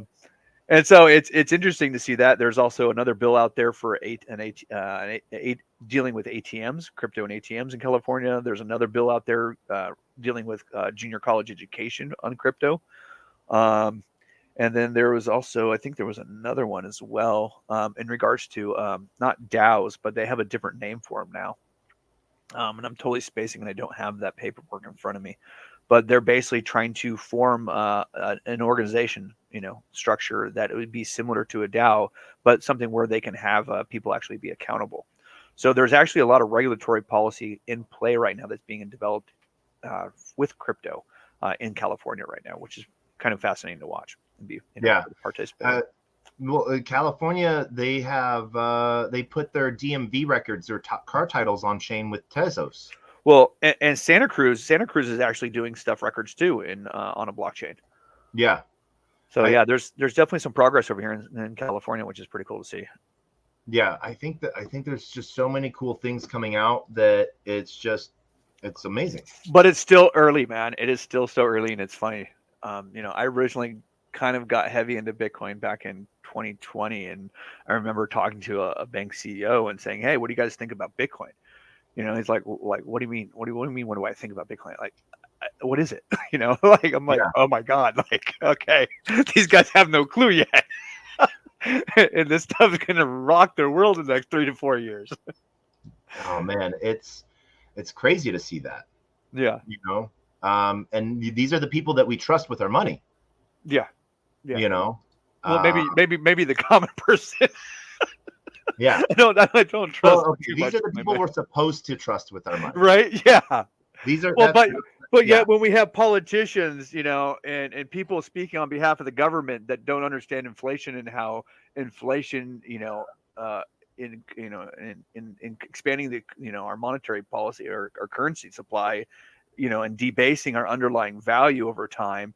With the fact where we were talking earlier of that rule of 72, where, your purchasing power is gone every 24, 25 years, like like they act ignorant as if they don't understand that. And I'm like, how do you not understand that and be in the position that you are? And really what I think it comes down to is if they admittedly realized and admitted to the public that, oh, by the way, with inflation, we're stealing your value and your wealth, you're committing fraud.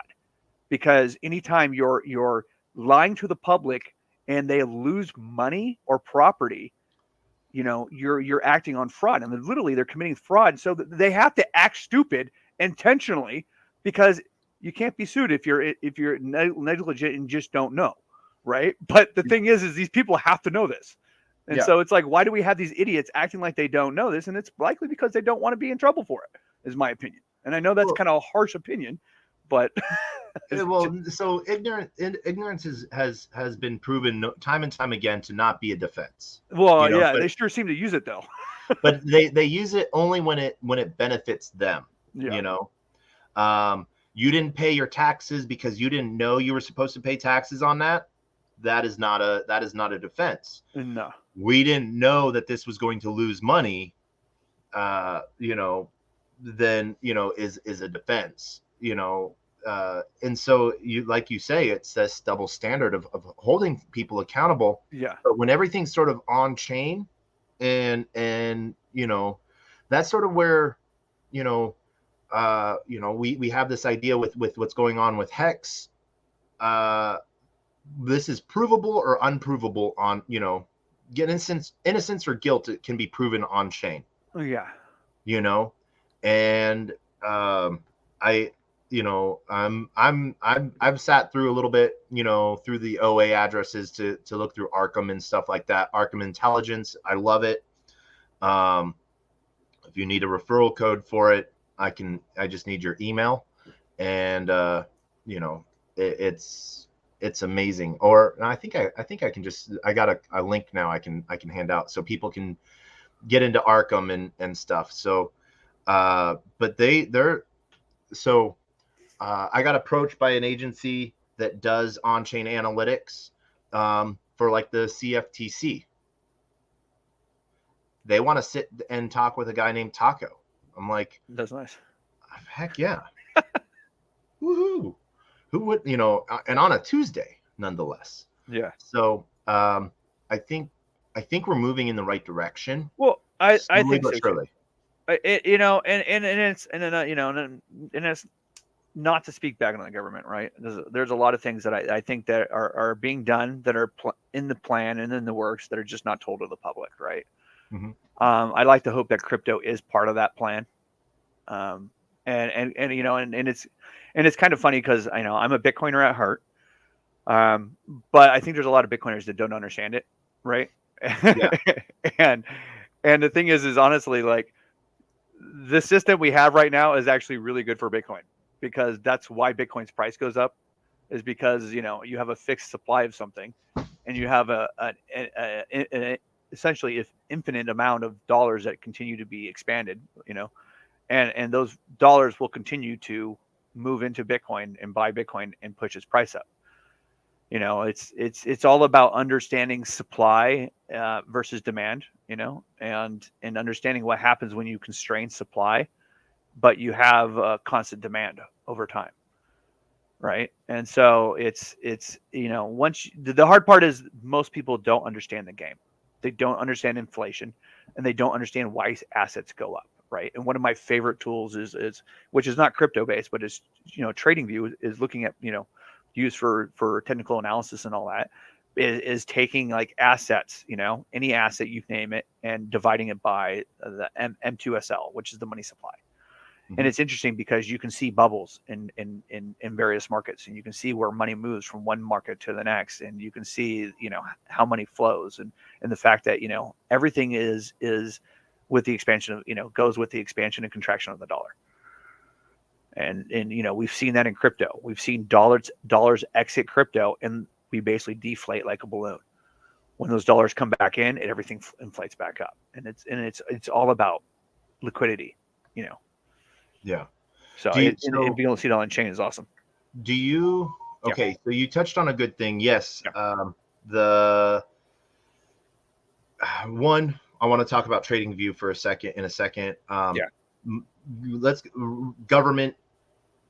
Those in DeFi seem to take like a very love them or hate them approach. I think it's either they're pro blockchain or they're not, and I don't care about anything else that they have on their platform.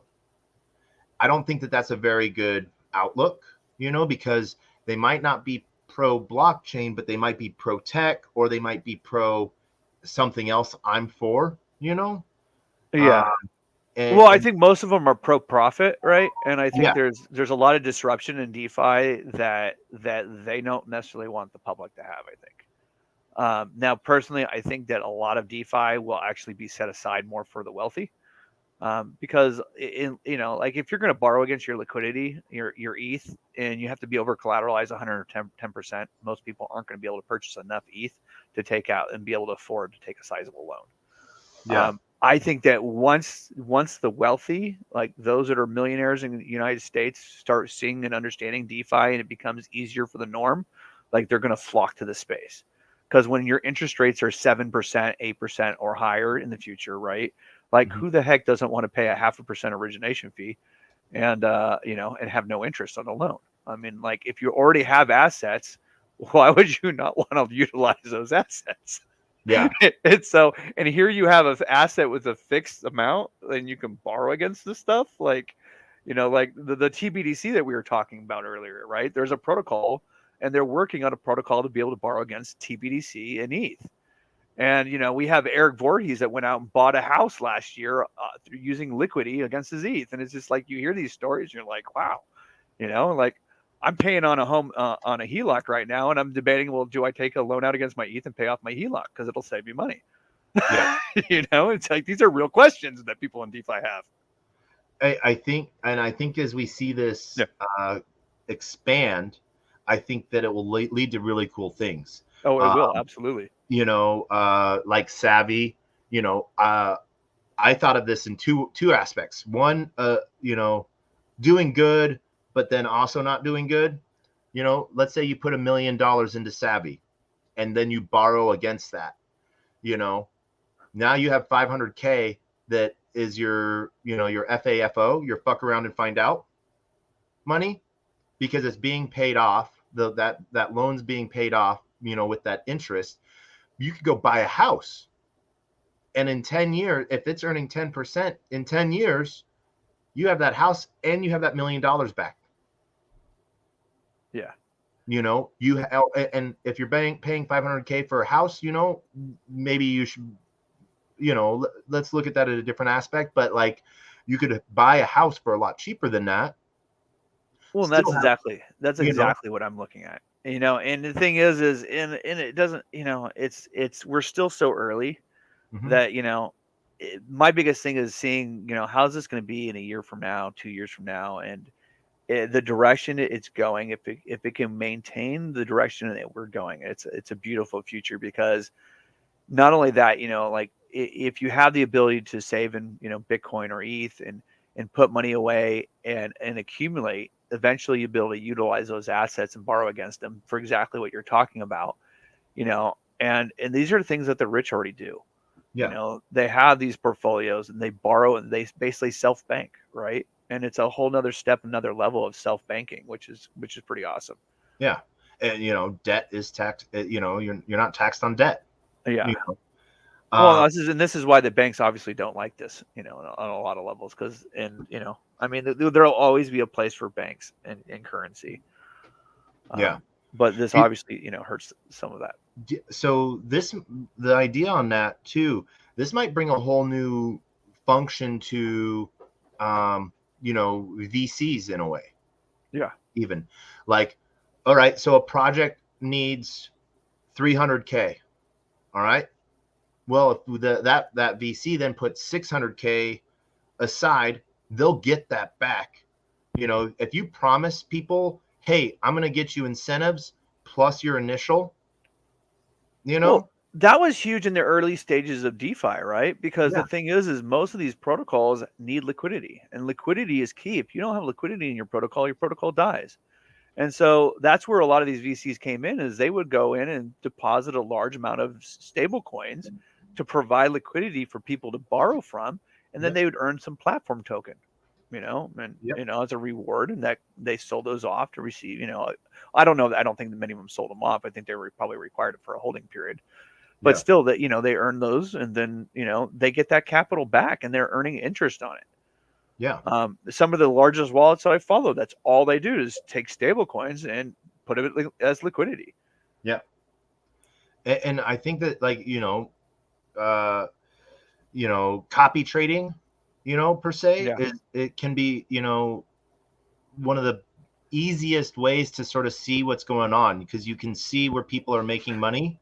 Well, I will say that's why I like providing liquidity, because Yep. like 80% of traders fail. Yep. And I can benefit from that by providing liquidity and don't have to be the trader and get rocked Yeah. or lose funds, Yeah. Yeah. No, I think providing liquidity, one, you're supporting an ecosystem, but Yeah. also you're almost in a no win, no loss situation there, because it might be locked for a certain amount of time. But it's a way to passive income.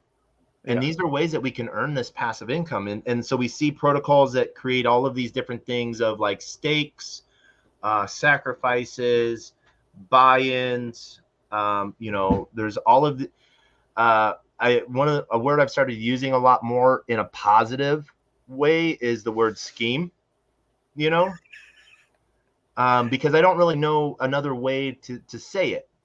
And so these, you could say, trading schemes, these deposit schemes, what is the overlying protocol? If you have faith in the protocol, then wouldn't you want to be a part of its growth and you benefit from it? So the tokens that I look for the most are the ones that you provide liquidity, or you provide you by utilizing it, you earn the token. So I'm really not for ICOs, because anything that's an ICO or takes an initial token offering is usually going to get hit by the SEC. Yeah. So I'm usually looking for something where if I'm providing liquidity, you're being rewarded, right? Mm-hmm. Sushi, there, as far as I remember, there was never an ICO. If you provided liquidity, you received the sushi token.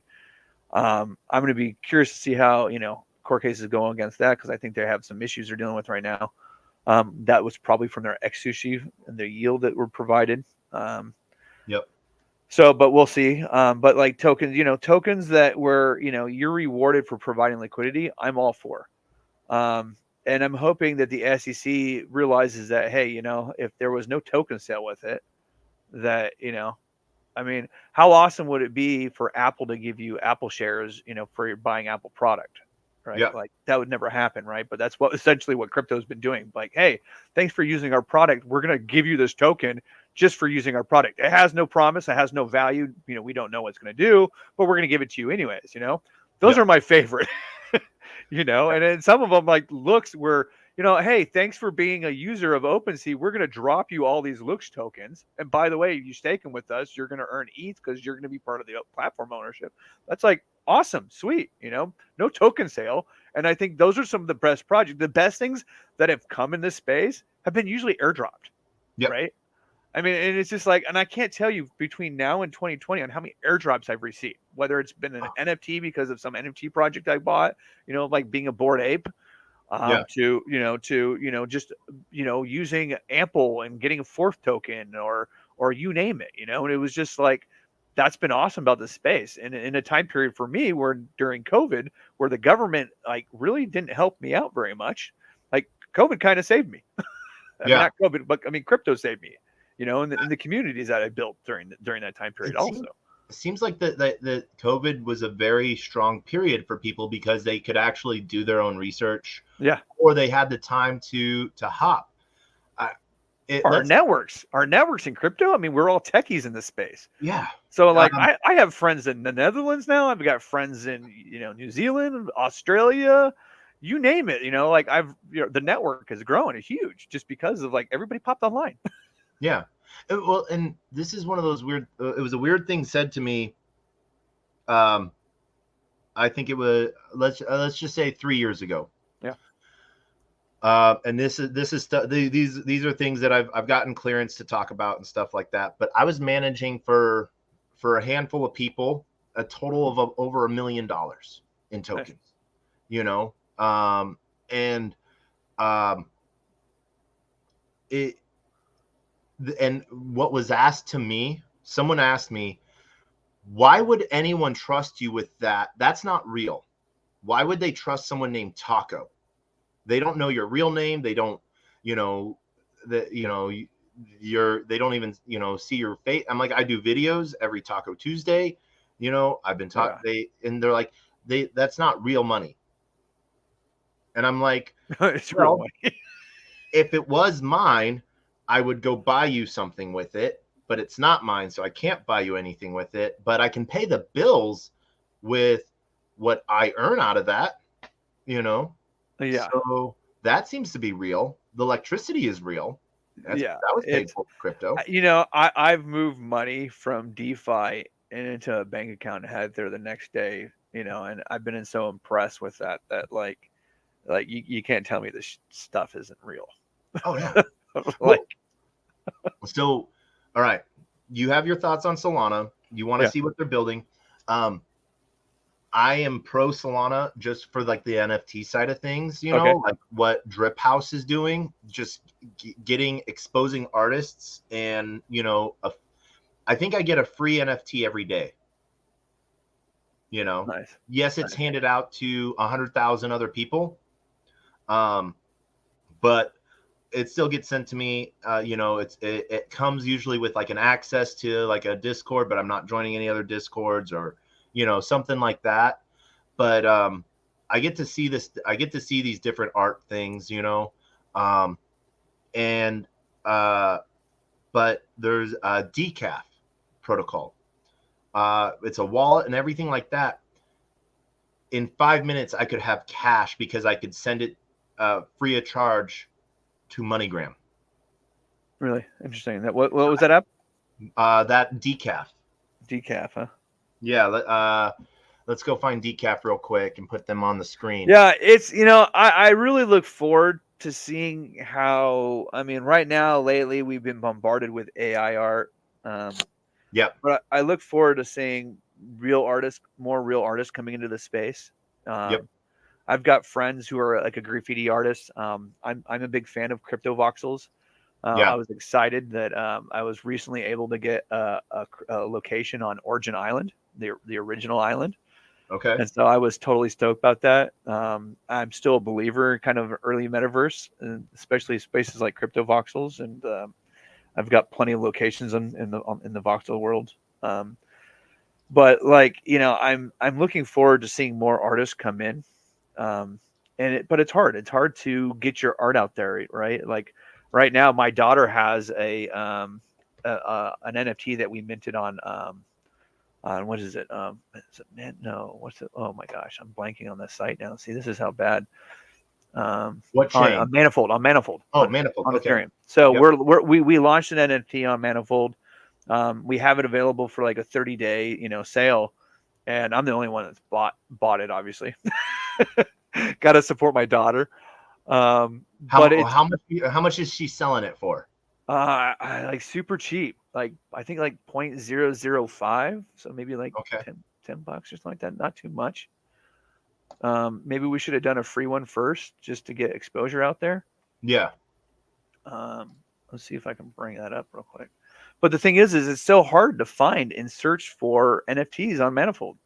Yeah. From just normal artists. Like I go to the site and I'm like, I can't figure out like how to go find it without knowing the link already. And so I'm like, well, if I'm having this trouble, like who the heck else is? Yeah. And well, what it comes to is,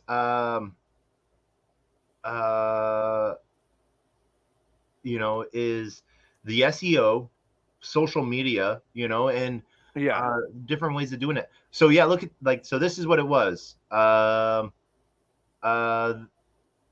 Literally guy withdrew $100 USDC for $100 USD with absolutely zero fees using MoneyGram. That's awesome. Yeah. Cash withdraw. That's pretty cool. That is pretty cool. I'll have to show that to a buddy of mine. Yeah. So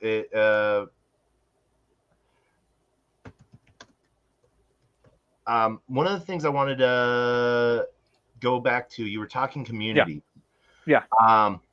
You know, Bored Ape holder, I remember being in Clubhouse when Blau was giving away apes. Okay. And when they were still minting out. I had two thoughts on it at the time. One, I'm a nobody. Justin wouldn't give, Blau wouldn't give one to me. There's so many people saying they want it, I wouldn't, and then, so I didn't raise my hand for that. I didn't mint one either, because I was like, this is just weird, Yeah. And, I had a lot of friends that did, and, fucking missed that train, I got lucky because I simply had a friend say, "Hey, you should go buy one of these," and I'm like, "Why?" And he's like, "Just and I trusted him, and it ended up being a good decision. Those are those late night calls, like, you should go buy this. Why? Just go do it. You're like, fuck. Where do I go get? How do where do I bridge to get to this? What Yeah. Yeah. But I think that, really, without the apes, I don't know if the NFT space would be the same that it is today. Yeah. Well, so I talk about this all the time. Like, talk about a community growth project. Yeah. And apes are on the forefront. Yeah. I don't know who the three guys were, but they took their 5 apes and they paid like 20 grand to put them on billboards. That's pretty dope. Yeah. And then that set the path of like apes realizing, like, I can go do shit with my IP. Yeah. I can, and like, how else are you going to foster community knowledge and awareness than Web 2? I don't even know. I'm going to call that Web 1 marketing, because literally it's just a read. It's not a read write. You're reading it as you're driving by at like anywhere from 10 to 75 miles per hour. Yeah. But now that's in everyone's head and it's used as a standard. There's so many different derivative ape projects. I know I'm in a handful of them even. Well, that's really what brought me into the buying an ape. It was the whole concept that, it was like a franchise. Like, you own the rights to this image, this ape. And it's not a big deal that, okay, you own one ape, but it's the fact that there's a collective and everybody owns a piece of that collective of the ape, right? And they're all working towards a common good of hey, we're going to brand our ape. Yeah. And overall, that helps the overall Yugo brand, just because it gives exposure. The reason why McDonald's is because they're literally everywhere. And you see a McDonald's sign, hey, that's McDonald's. And it's that brand exposure that, if there's enough apes out there, even though they're unique and different, like, it's an ape. At least if you're in the space. Now, it's still discouraging that I still wear my Bored Ape occasionally, and people don't know what a Bored Ape is if they're not in crypto already. Yeah. And it would be funny because I would intentionally walk through a car show, right? Yeah. And this is back when the Bored Ape was like $250,000, and I have a skateboard where I have my Bored Ape on it, and I have my own shirt and whatnot, and I would walk around, and I'd have the guy that owns a Corvette telling me that, hey, one day I'll be able to afford a Corvette, as I'm holding my Bored Ape on my skateboard, walking around with the skateboard. I'm like, yeah, I'm sure someday I'll be able to afford that, bro.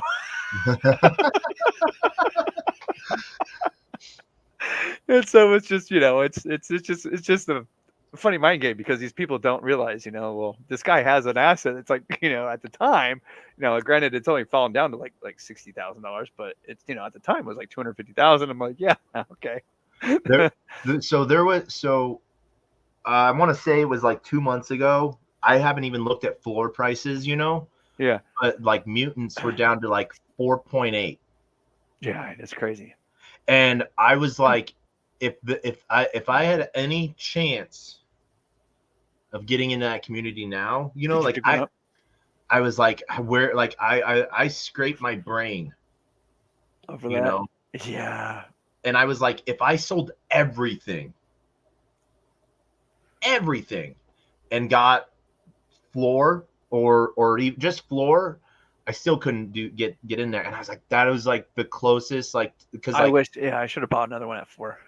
I was like, and I even saw one. I was like, wow, okay, that's not on floor, but it's just above. But that would be the guy that would be my entry point.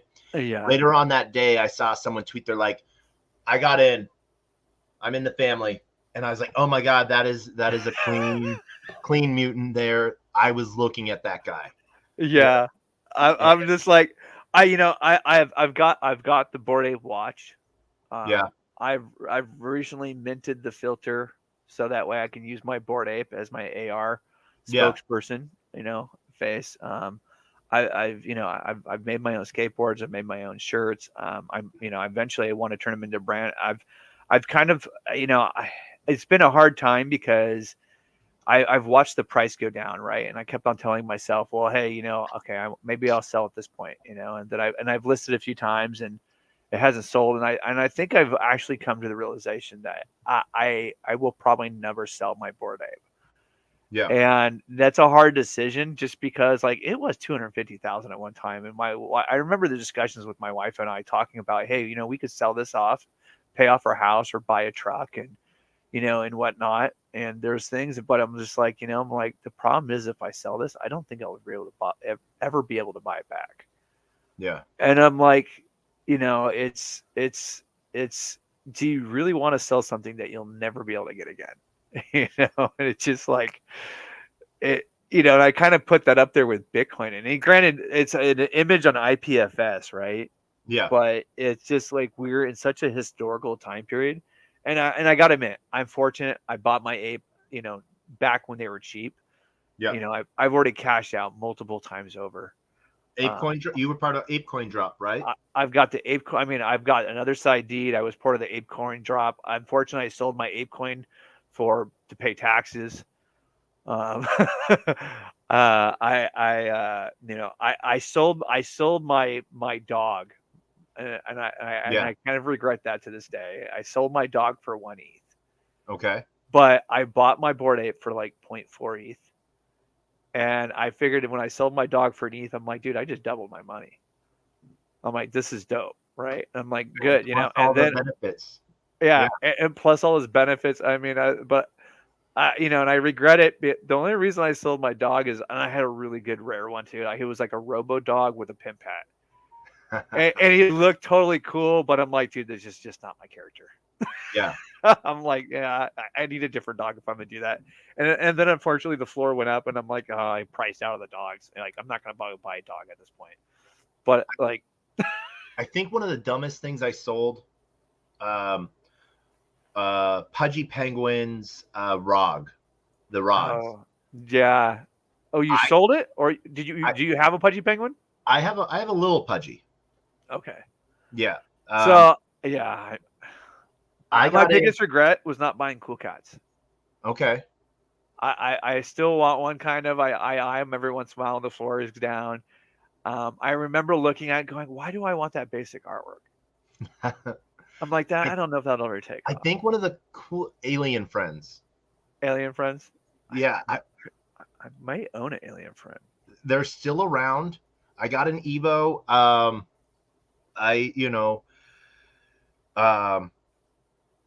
So like I think little Pudgies were cheap enough last year, June of last year, that I probably could have bought a Pudgy.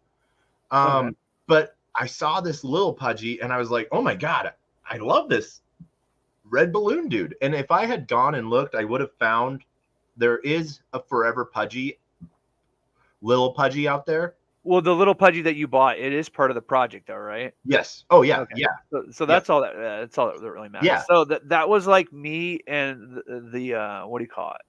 The Cool Cats, right? I didn't want to pay the full price for a Cool Cat at the time, and so what I ended up getting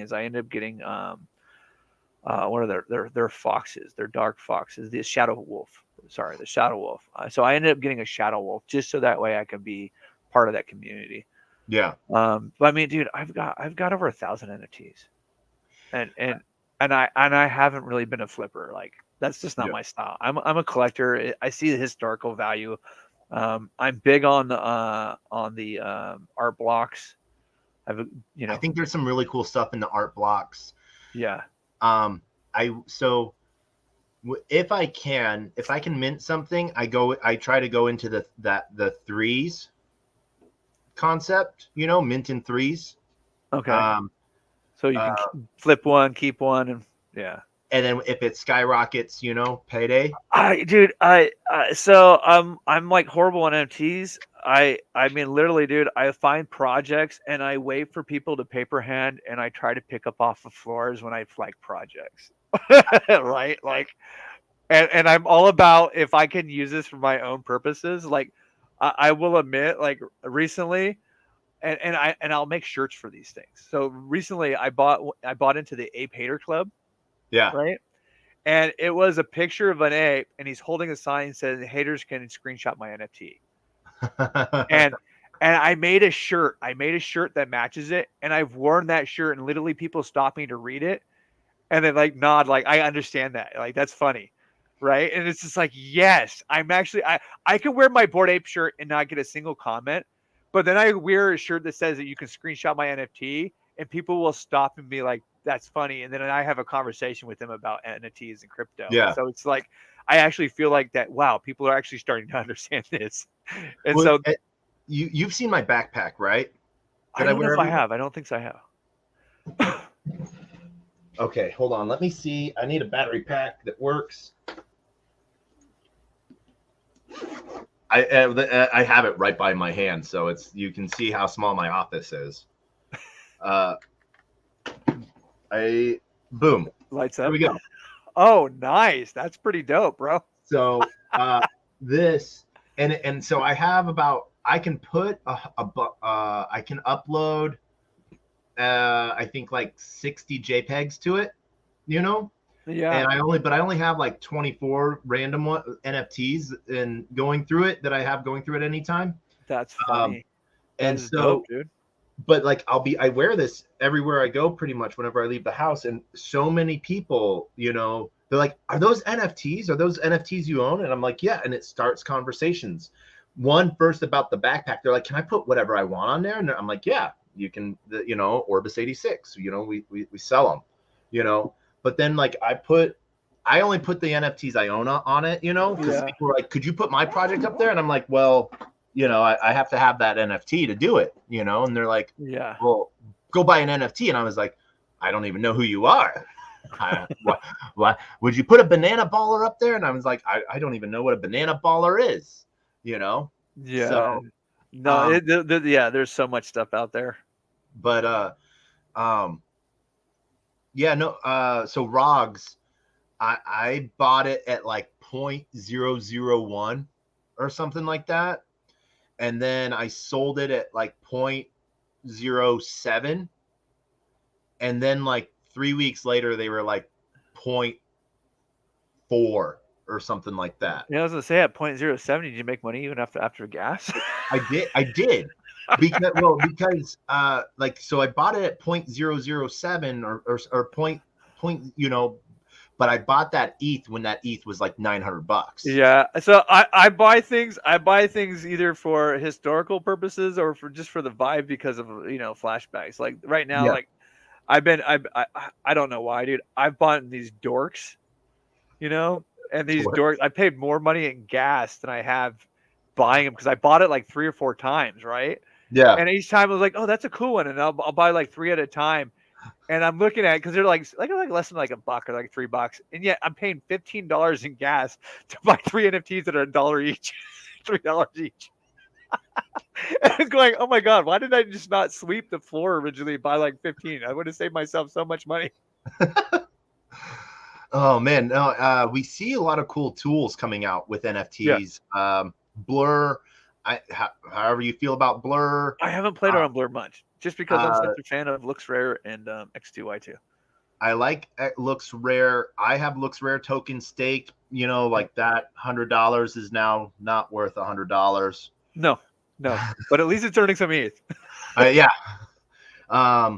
You know, at the 0.00002 ETH, I think. I was like, it will cost 10 times as much in gas to get it. And I want to touch on that for a sec, because we were talking about gas earlier. Yeah.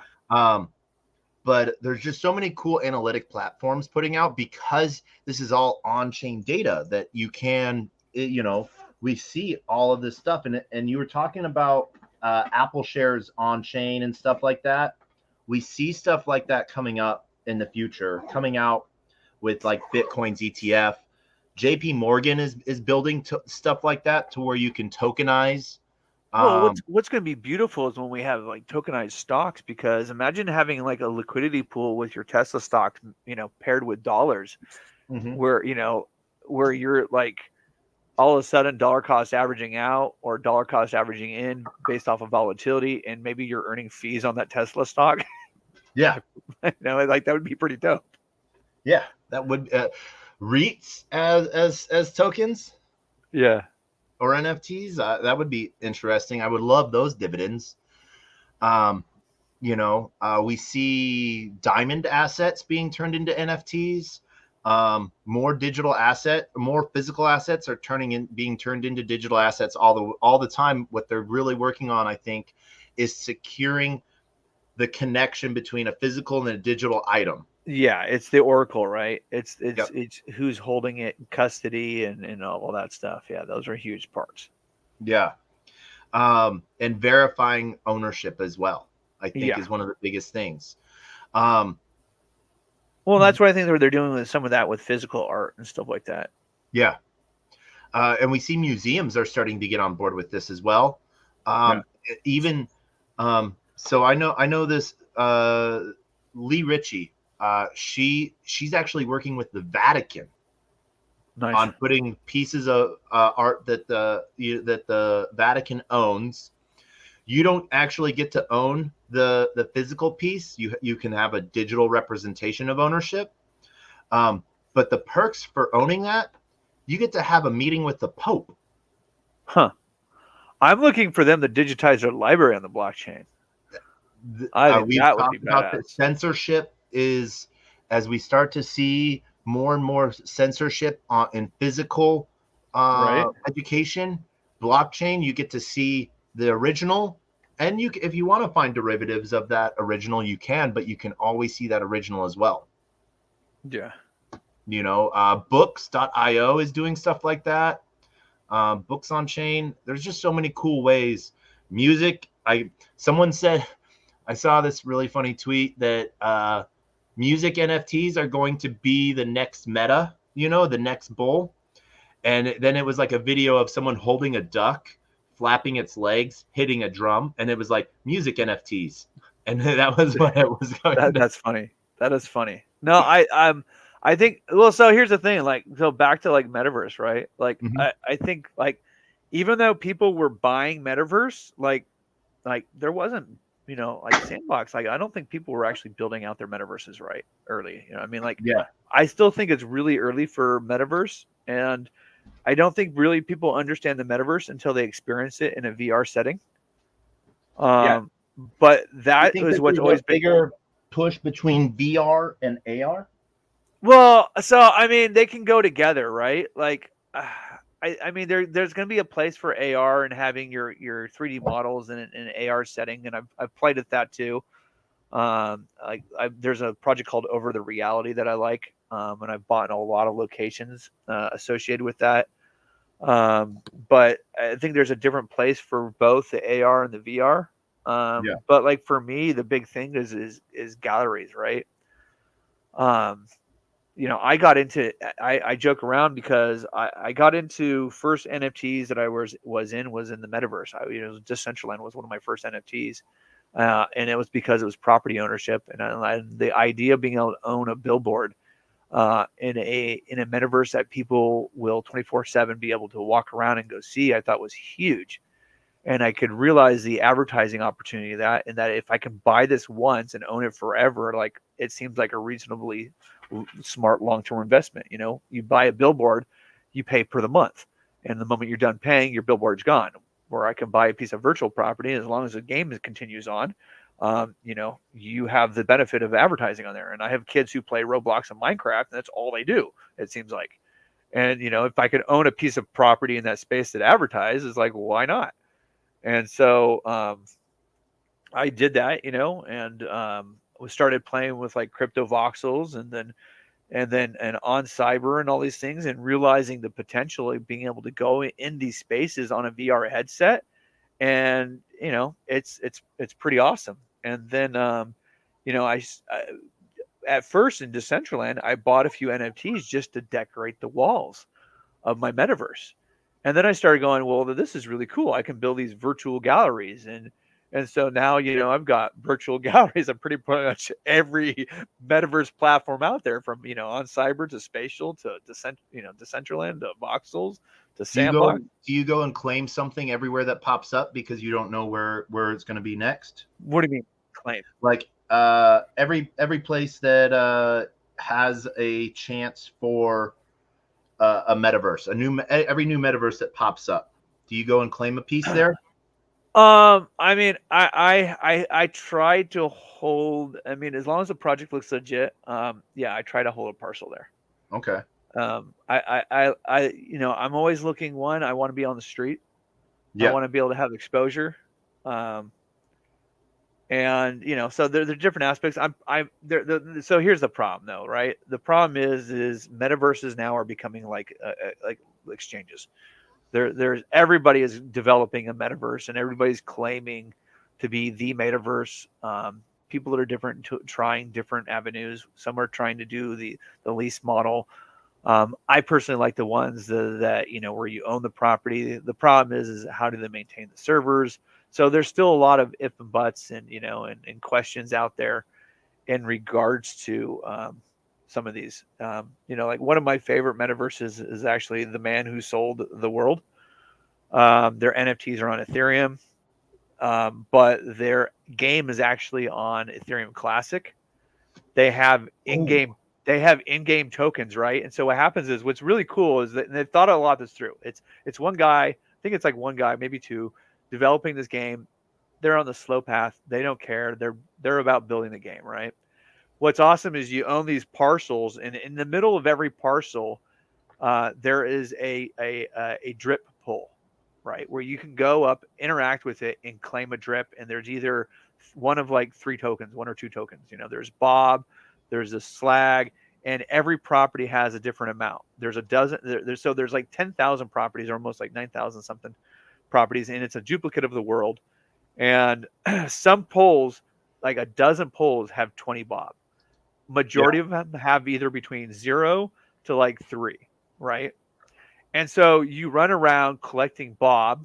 The Bob token is used to build your buildings, right? Yeah. The buildings that you build are actually built on chain, and are made on chain. And then you can actually lease out rooms in the building on chain. That's it right there.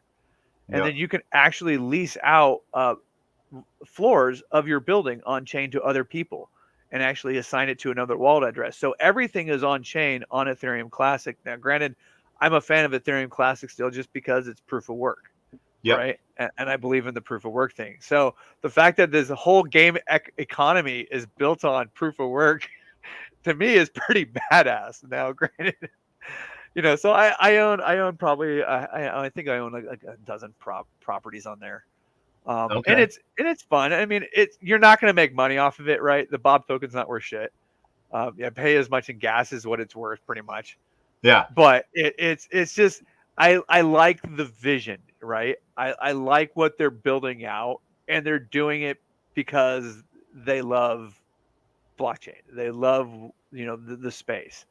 That it has a governance token and stuff like that. But it's just it's no hype, no moon, no speculation.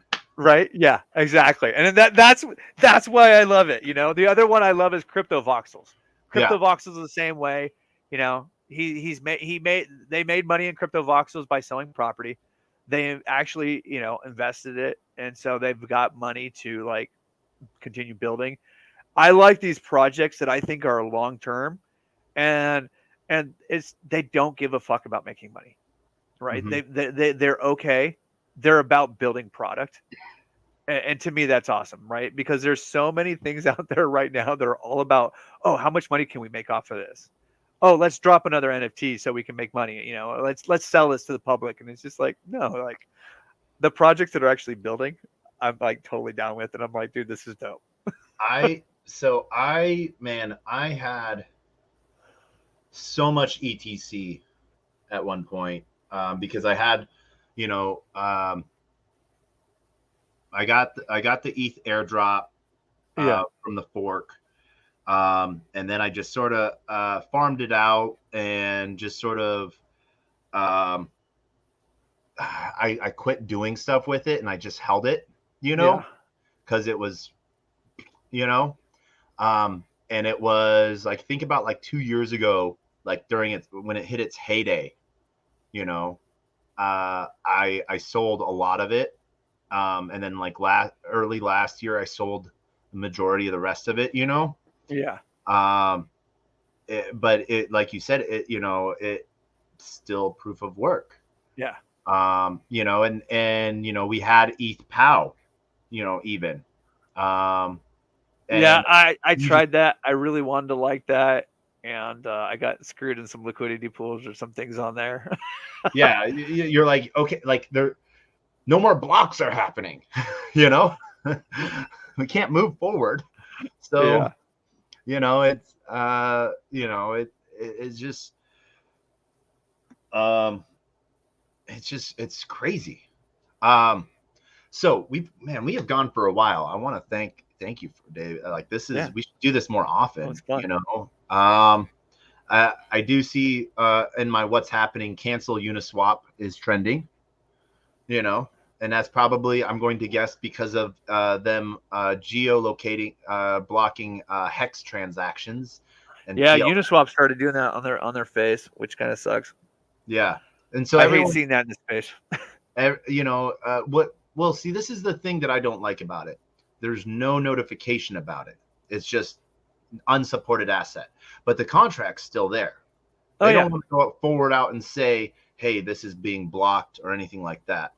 You know, that's what's so beautiful about this space, right? That it's all immutable smart contracts, and as long as you know how to operate with them, you can do that. I mean, I was in DeFi protocols that were, you know, a year or two old. The front ends went down, you know, but you just go on chain, you find your transaction history, and then you find the old contract, and then you just go through and you can, you know, it take a little more work, but you can connect to the contract and withdraw your funds and still recover stuff, which is pretty awesome. I know. So I know there's a centralized exchange building out that wants to do that, to where there's a emergency witdraw function to where you can go to the contract and, you know, outside of the UI.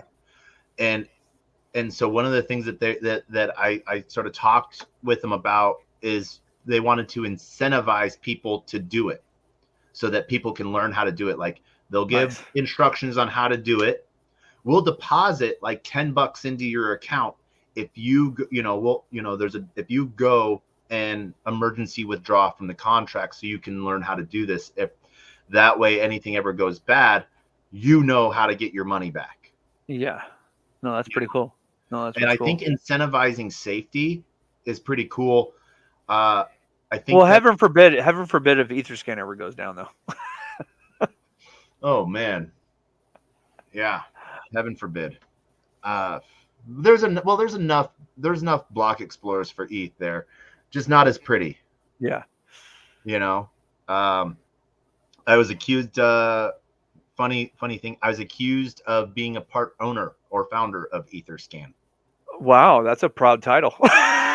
And I was like, no, that would be amazing. Like in my head, I was like, no, that would be amazing. Can you let whoever owns it let them know that I'm part owner? Yeah, like that would be awesome. Like when do I get some transaction? Some, you know. Yeah. Do I get a piece of the fees? Something, you know. Two things I wish would happen. I wish that like you know, delegate cash, you know, is great, because It's a lot cheaper contract calling. Or What do you mean by delegate revoke.cash. cash? Revoke.cash. Well, Okay. so there's delegate.cash and there's revoke.cash. Okay. Delegate is for delegating a hot wallet. You know, so you can interact, you can have a hot wallet that interacts with everything, but it has the power of your NFTs and your token holdings behind it, you know? So, but it doesn't put any of your assets at risk. And I want to talk on that if we can, because you're an ape holder and what you've done in that. But there's just, yeah. So gas stuff, sometimes I have to just tip my hat to scammers, and not necessarily scammers, but people that figure out how to game the system. Yeah. Do you know about Zen token? XEN? Zen, not off the top of my head. I probably have that at some point, but not. So it's a tradable token. You can go buy it on market, or you can go mint it into existence for gas cost. You know, it's okay. I take that back. I do. I think I have some of that somewhere. So like it's a proof of participation. So you have to go, and I guess you could say proof of work on your half, not proof of work on chain. And then you stake it or something like that. You can stake it if you want. I think I did that last year and I completely forgot about it. I go look for it. But it's, you have to go, it's 2 gas transactions. One, you have to make a transaction broadcast of how long you want to wait for. Yeah. And then 1 day to, when it first started, it was like 100 days. I think it's up to 454 days if you were to go start a new stake now. I think I staked it out to a year or something like that. And then you have to do another transaction, gas transaction broadcast, to mint those tokens into existence. Yeah.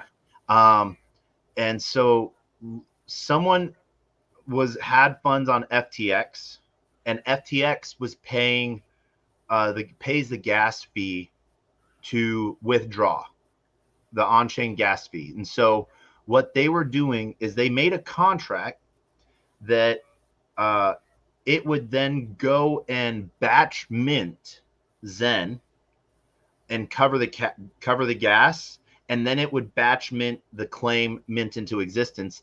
And they did it because this contract overestimated gas by like 500%. So it would hold the gas fee.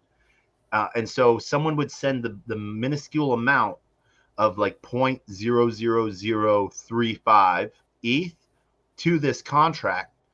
And the contract would estimate the gas at like 500x. And so, but because it's all done via contract, FTX would pay that. And then it minted these tokens into existence. And I'm like, this person just got these tokens for free. They weren't minted into existence for free. They were paid for, but they got FTX to cover that for them. Wow. Things like that are because it did a gas estimation. I'm like, I wish you used your knowledge for good, because that was right.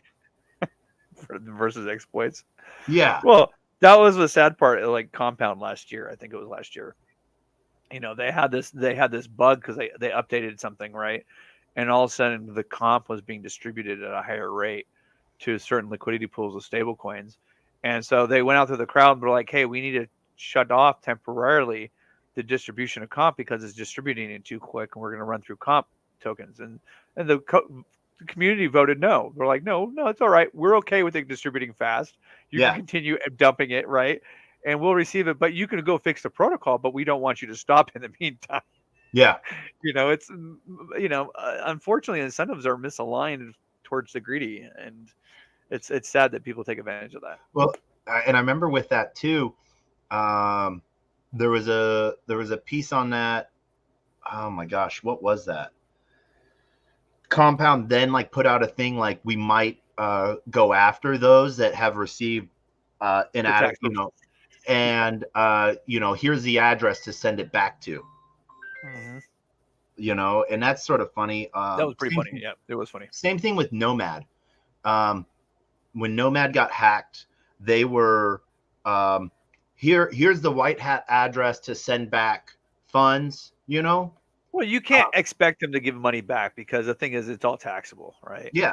Like, hey, I'm going to give you money. and after you're reliable for the taxes, you're going to give it back to me. I'm like, no. It's like, no. Yeah. Well, see, and so like Nomad, I couldn't touch any of my Nomad assets. They got drained. But now, like, to get recompensated, they want me to KYC. Yeah, that sucks. And I'm like, I couldn't trust you with my assets on chain, yet you want me to trust you with my data, with my data. Yeah. Where it's on chain what was drained. I show proof that I own this wallet still. I didn't have to KYC to use you. Why do I have to be KYC to be recompensated by you? Yeah. So. No. Yeah. I mean, I have been completely doxxed since the very beginning. I came into the crypto space, unfortunately, I think a lot of people come into this space not realizing it at first, I mean, I came to crypto in a public scene. And that's, and I've always been public. And now granted, I think that provides some trust, which is cool. Yeah. But it's just, it's, at times that, that makes me think and wonder. This is like, I feel that if I had come in with my credit card name, even though I now have a credit card that says Player One Taco on it, Nice. or debit card, if I had come in, I would have stayed that way. But I came in as Player One, which is good. Yeah. And I've had Player One since 2008. And then when I went to Supercell and Clash of Clans, I was Player One Clash. And then when I went to EA and Command and Conquer Rivals, I was Player One Rival. And then when I went to Taco Cat, I became Player One Taco. And that was just like, this just fits. This is right. It's the weirdest name. Like this weird formula that made this, but this just fits. Player One Taco, and Taco for short, and it, so like the consistency, my face is out there. Yeah, I have this PFP that I've had that PFP. I, originally got it on, like when Gnosis launched, I think it was, or on KCC chain. So I've had it for about 4 years now. So this is what's beautiful about this space, right? Is you have your profile, you have your .eth, right? Yeah. And people can actually go and check you out and find, your wallet and actually see how horrible my public wallet is. Yeah. Well, but, and like for me, it's, I think there's one of those perceptions out there that, we're probably all watching each other's wallets. We just don't say, right? Yeah. And there's like a respect that, I know what's in your wallet, but I'm not going to make it public, right? And I think there's a mutual respect between a lot of us in this space on that. And I know that I've earned respect by a lot of people because of the fact that, that wallets are transparent and public. And a lot of what I say, is backed by my wallet, right?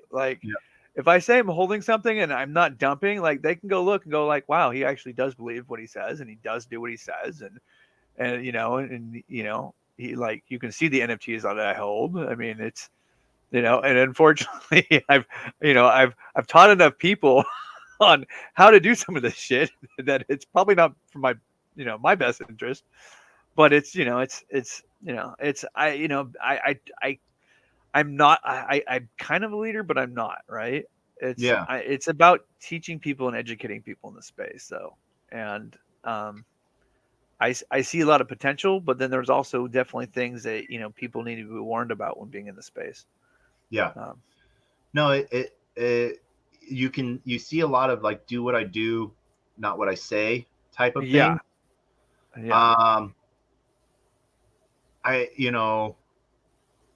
And that's the problem is I think too many people are following people who are just rugging and dumping. And the sad part is some of these people that are rugging and dumping, I have to imagine that they do have other wallets that they're making trades through that aren't known, right? Yeah. And which is kind of the scary and sad part.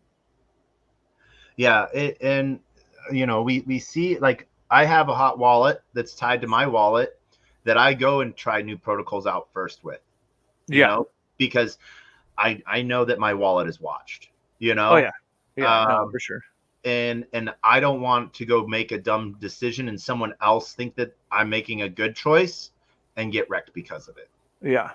So there is with the transparency, there's a bit of responsibility, I think, with it. Yeah. No, there's definitely truth on that. Yeah. I mean, I don't think I can't imagine somebody following my wallet and buying NFTs because I buy an NFT. They would see my performance on my NFTs and be like, yeah, he's just a long-term holder on NFTs. Well, so as an ape holder, people can see your ape. People Yeah. go find that, you know, one of the things I see a lot is you get airdrop NFTs that people then, you know, they're malicious, you Yeah. know, and it freaks people out because they think that if they interact with OpenSea, that it's going to get them wrecked. I'm like, no, OpenSea, if you stay in OpenSea, you're safe. Well, so I will admit, most of my NFTs are actually like I very rarely ever mint an NFT Yeah. straight off a mint, and that's because unless you're going to go audit that smart contract, you don't know what's happened with that smart contract. You don't know where it came from. Yeah. Right.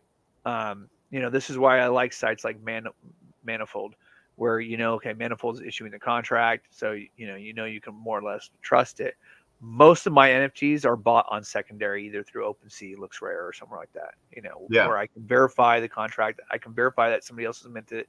I can actually look at the project, and for me, it's like I would rather select my NFT and pick the character that I'm buying, because if I buy an NFT, it's usually me holding on to it long term, right? Yeah. Than just doing a random mint and then all of a sudden getting that one. We're like, oh man, I don't like the qualities of this one. Now I got to go buy another one. Yeah. I think NFTs that are gifted to me. Yeah. I've never sold a single one of those. Oh, I love them. Yeah. What I tell people when they're like, oh, come mint my NFT. I'm like, you don't want me to mint your NFT because that means I'm just going to, 1.2x profit, Yeah. But like the gifts, like those are the ones that like bring me into communities and like they're and this is one. I mean, it's nothing huge. It's not a huge one, right? But there's a project called Honey.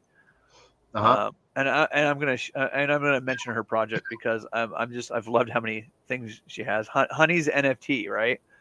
And did you find it? Let's see. HUNNYS NFT. And it's just one of those random NFTs that I bought. That one right there, Honey's NFT. I bought one of these and I was an OG, right? Yeah. She has literally dropped over 30 different like NFTs to my wallet. 30 to 40. I think it's like 4. I think it's actually closer to 40. Yeah. And every month she's pretty much done a different character and dropped it to the OGs. Nice. And so I've got this collection of just all these OGs, and like I love that. And I've done multiple tweets where, hey, I appreciate this because I actually appreciate the art and it's cool. And I have a gallery. I have multiple galleries in crypto voxels, and I put some of her pieces up in there. Like, so that's a drop right there. Yeah. And like it's so cool to get these just random drops. And it's just like the art that keeps giving, and it's just like to me it's awesome. Yeah, stuff like that is amazing, because that shows I don't know what the word is. It shows appreciation, but it shows like how easy like you have directly into someone's wallet. Yeah. To show gratitude. Yeah, it was the future of advertising. The thing is, I bought my first one and I sold it, and then I bought another one, going, well, I still want one of these, but she's been dropping stuff, and for me, it's not about the money, but and hopefully she's making money on it. But the thing is I just think it's cool the fact that that there's people out there doing this, and so it's like, whenever I get a new drop, I like to tweet out the new drop to show what was dropped, just because. So it's Yeah. But Nice. yeah, it's been pretty cool. It's been pretty cool. I mean, she's got so many cool characters and whatnot. When I see such a huge drop in floor price on that, Yeah. I'm like, oh, someone got scammed. You know? On the wallet, yeah, because that Yeah. one's lower than the rest. Oh, it Yeah, is, yeah, by like 3x. I'm like, oh, someone's just doing a you know, that's one a of those flip secret. because their wallet got rugged. Yeah, Yeah, you know, that's where you might want to buy it for someone and then like hold on to it, like, hey, you what want to buy happened? it back? Yeah, here's what I Yeah. paid. So, man, that's, you know, but it's nice, you know. I what we're able to. So there's another platform. And she has a I think a Twitch stream too. I think she has a Twitch stream. So I mean, she's got a small community and whatnot. Yeah, And it's cool. It's nice. I don't buy projects to try to flip and make money. Yeah, I'm probably the last person to do that. But I buy projects because I like it and I like what they're doing. yeah. And I like art. Art is one of those cool things, you know. I think like I got dropped. Let's see here. Dude, I've got so many drops in my wall. So and I do appreciate all the artists that drop. Yeah, and well, I you know, being an ape, everyone wants to drop something in your wallet, hoping that you like it. You know. I don't know if I'm that fortunate. I don't think I make my ape as public. I mean, Yeah. he's on my banner, but like you actually have to go find me and find my ape if you actually want to find it. Yeah. So it's I don't get nearly as many drops as some of the other apes probably. Yeah. The alter eagles, dented feels. That's another one that I think is sort of dented feels is. Oh, man. Yeah, so there's a lot of unrecognized NFTs are out there where there's some really good artists that just don't get noticed as much. Yeah. That is actually a really cool piece. Yeah, the dented field. So this, I met this artist at De La Soul Child. I met him at Canvas 3.0. It's like an OpenSea's physical NFT space, art gallery. Nice. in the Oculus here in New York, and it you know, and they were doing an art exhibit for this new platform, SwapX. And SwapX like allows artists to upload different layers, transparent layers, and then it automatically will merge them into their NFT, so they don't have to code those assets, those traits. Really? So Yeah. SwapX is it .io or something like that? Will help you build your NFTs. Yeah. So wow, I wonder what the gas is on that. SwapX. Yeah. So SWOPX.com. SOOPX. Okay. Yep. I will have to take a look at that one. That sounds pretty cool. There we go. We'll tag you there. Sweet. No, there's like I know a buddy. I have a buddy who's he does graffiti art, and I have this spot called that I'm a partner in called the Maidennet Art Gallery, right over in Crypto Voxels, and it's a really dope gallery, and I have his artwork in there, and his artwork in real life actually sells for quite a bit. And so I kind of did a partnership with him where there's a mall in my area that he painted basically a graffiti mural on the side of a parking garage that's 3 stories tall. Yeah. Right. And I'm like, dude, I could duplicate this in the metaverse. Right. And so I literally went out the next day, bought a property in Crypto Voxels, and took his art and threw it up on the side of that. And so he actually minted an NFT. We, did a deal, and I bought the NFT off him. So I own this NFT of this mural that is actually in real life. There's a real life version of it, but I own the NFT version of it, and we have it on the outside of this building. And he's got like 4 or 5 other NFTs that he's minted or 1-on-1s, and he hasn't sold them at all. And I'm just like, dude, like people don't recognize, like, he's actually selling these, real paintings for quite a bit of money, and yet the NFT version's here and nobody's bought it or offered it yet. It is crazy. Yeah, it is. You know, I just yeah. Man, David, we need to make this a regular thing. I'm around sometimes. Yeah. I man, this has been I can talk on this stuff like all the time. Yeah, me too. Me too. You know, All day long, bro. All day long. yeah. Well, you know, I don't know. Well, I don't know how smart it will be to do it, but you know, I'll be driving. I'm driving from New York to Denver, and so we'll be doing a marathon TacoBytes. You know, in and out of service. Yeah. You know, we'll be in TacoBytes as long as we're in service, type of thing. But or I might just do a quick TacoBytes and then focus on the road. Probably going to do that for safety. Yeah. When's that trip? You're doing that too? This coming up, I think around the 11th to the 13th. Yeah. So I'm gonna be in Denver by the 13th, and then head down to Dallas. So it's either Dallas and then back to New York, or it's gonna be like Dallas, Arizona, LA, back to Austin, maybe to Vegas. A lot of time on the road, man. Yeah. I put like 70,000 miles on my car last year. Jeez. Traversed the United States. Like I think I've driven back and forth like maybe 6 or 7 times this last year. Yeah. No, I look forward to seeing this space flourish more. It would be nice to find ways to actually, make a solid full-time income out of this space. Yeah. There's just so many social media platforms to that in a way it almost shards liquidity. Yeah. Shards attention. Yeah. You know. So yeah, which makes it hard. I mean, I was a big fan of Clubhouse for the 2 or 3 years, and just there's so much education that we were giving away, for free, and just the knowledge. And unfortunately, with the crash of FTX and stuff like that, it feels like a lot of people left this space, and there's still a lot of the rumors that it's a scam.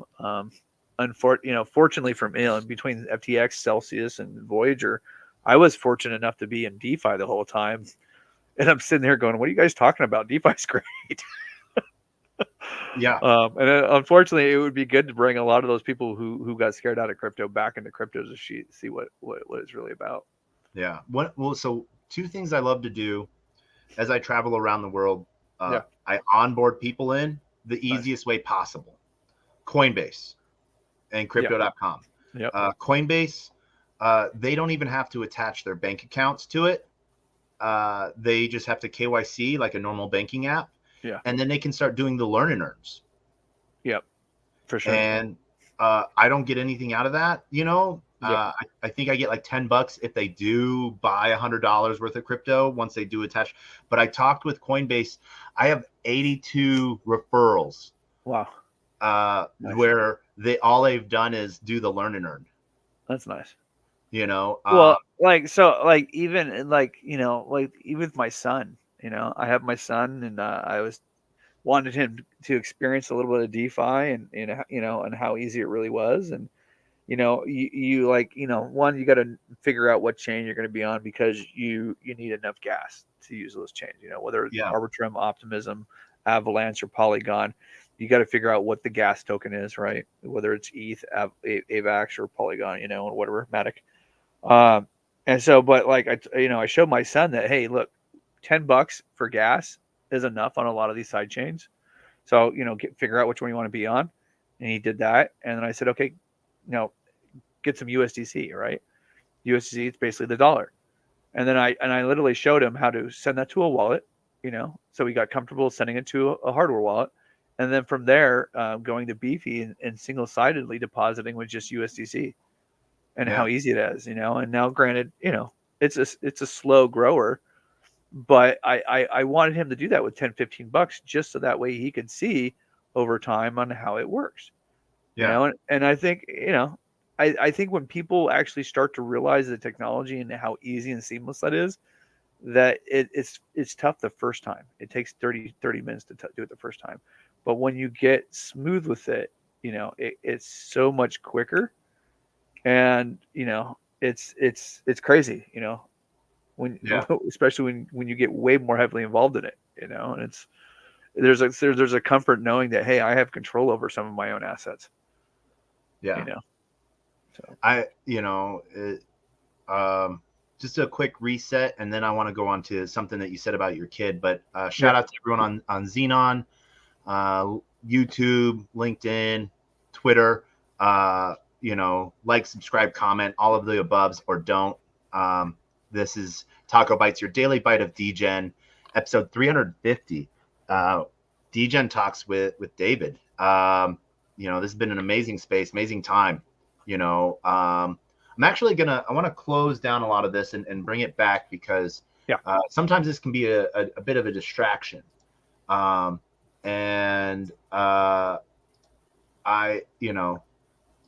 Just us, for a second, as we get close this out, thanks so much for joining. We've covered a lot today, we have. It's funny how we're rolling back to where we started, beefy. And your kids, we were sharing a space last night, like a round table space. And it was sort of funny. This guy's like, oh, you can Google me. Now, he's a serious player, so yeah, you can, and you can see what he's done and stuff like that. And I sort of laughed, because I'm like, if you Google me, Player One Taco, I'll show up on like Coin Market Cap. I'll show up on like Arbitrum token, Solana token. You can go find Taco, everywhere. That just sort of a funny thing. But there's so many chains out there. Neo. I love doing stuff on Neo here and there. Non-EVM chains, I think give a lot of flexibility to do other things that, programming wise, but EVM is sort of the staple of where to start. Yeah. So have you created any social tokens as like an allowance for your kids? I haven't yet, just because I'm really hesitant on that type of aspect. I have a buddy that he created his own token and to give it out as like an allowance or an internal bartering system. Yeah. Not, I have quite a few kids. I've gotten one of them into, actually two of them own metaverse spaces. Just because I want them to play with those kind of metaverses instead of playing Roblox all the time. Yeah. One's minting NFTs, the other one's just investing in some beefy. I have one kid who right now doesn't care about crypto. And so it's, I'm hesitant on how much exposure I give my kids, knowing how traceable this is. Mm-hmm. And then just minting tokens. So yeah, it's hard to say. Not sure how much I'm into the whole having your own personal token, because that seems kind of like slavery if it's tied to you and your time. Yeah. So I'm not sure on that 100% yet. I've seen a couple people do it for that trading aspect. And then they made like liquidity pools for their kids on layer 2s, so that their kid could then go trade it, and if they're the only two that have it, it's sort of funny. And then they've been like, and then just some random person comes and buys their token. That's kind of funny.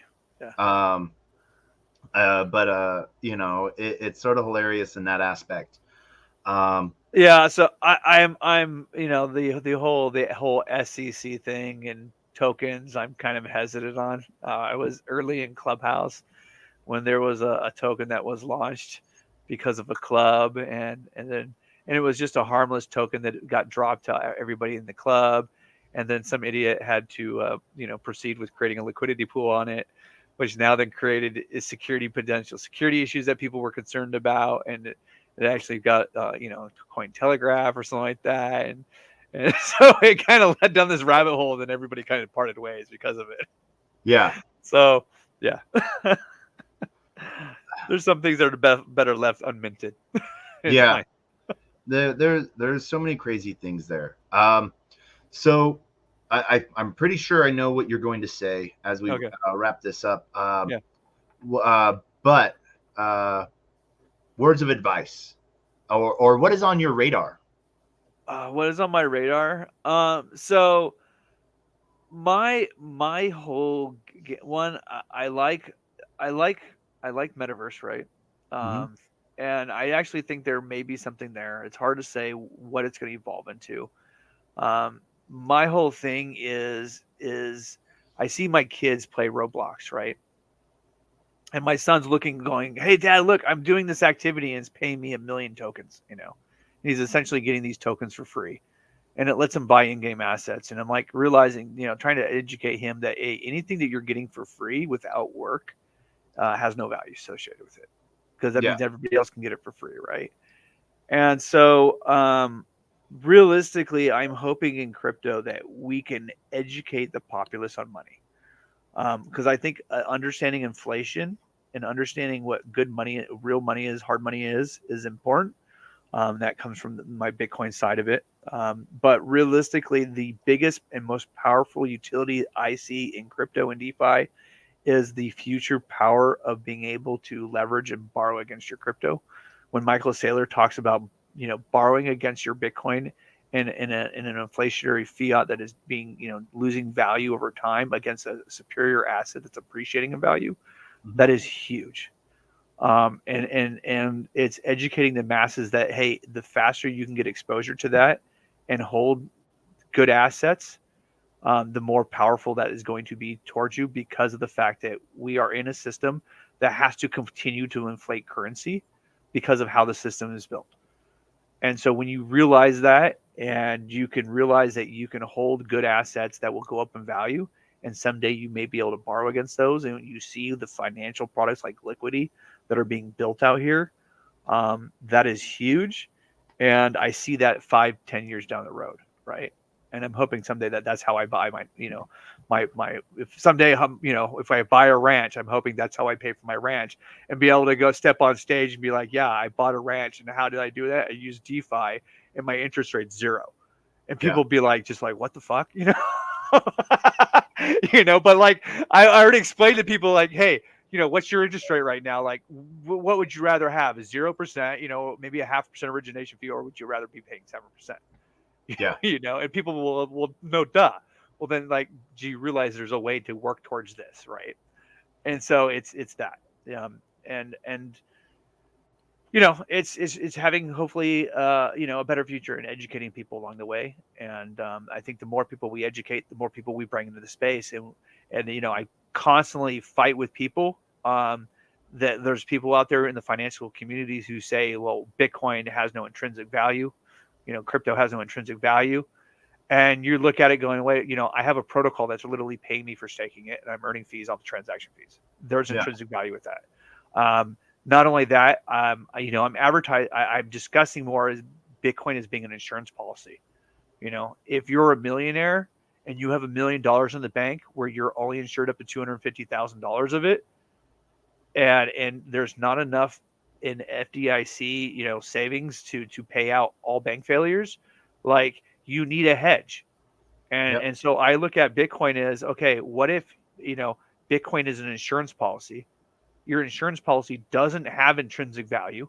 An insurance policy is an insurance policy for a worst case scenario. And at 1% cost, if you have $1,000,000, you just put 1% of your money in to an insurance policy to hedge the rest of your dollars. Like, that makes sense to me.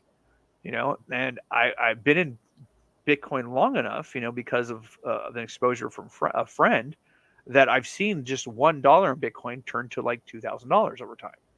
Yep. And so it's just like, it took me a long time to grasp that.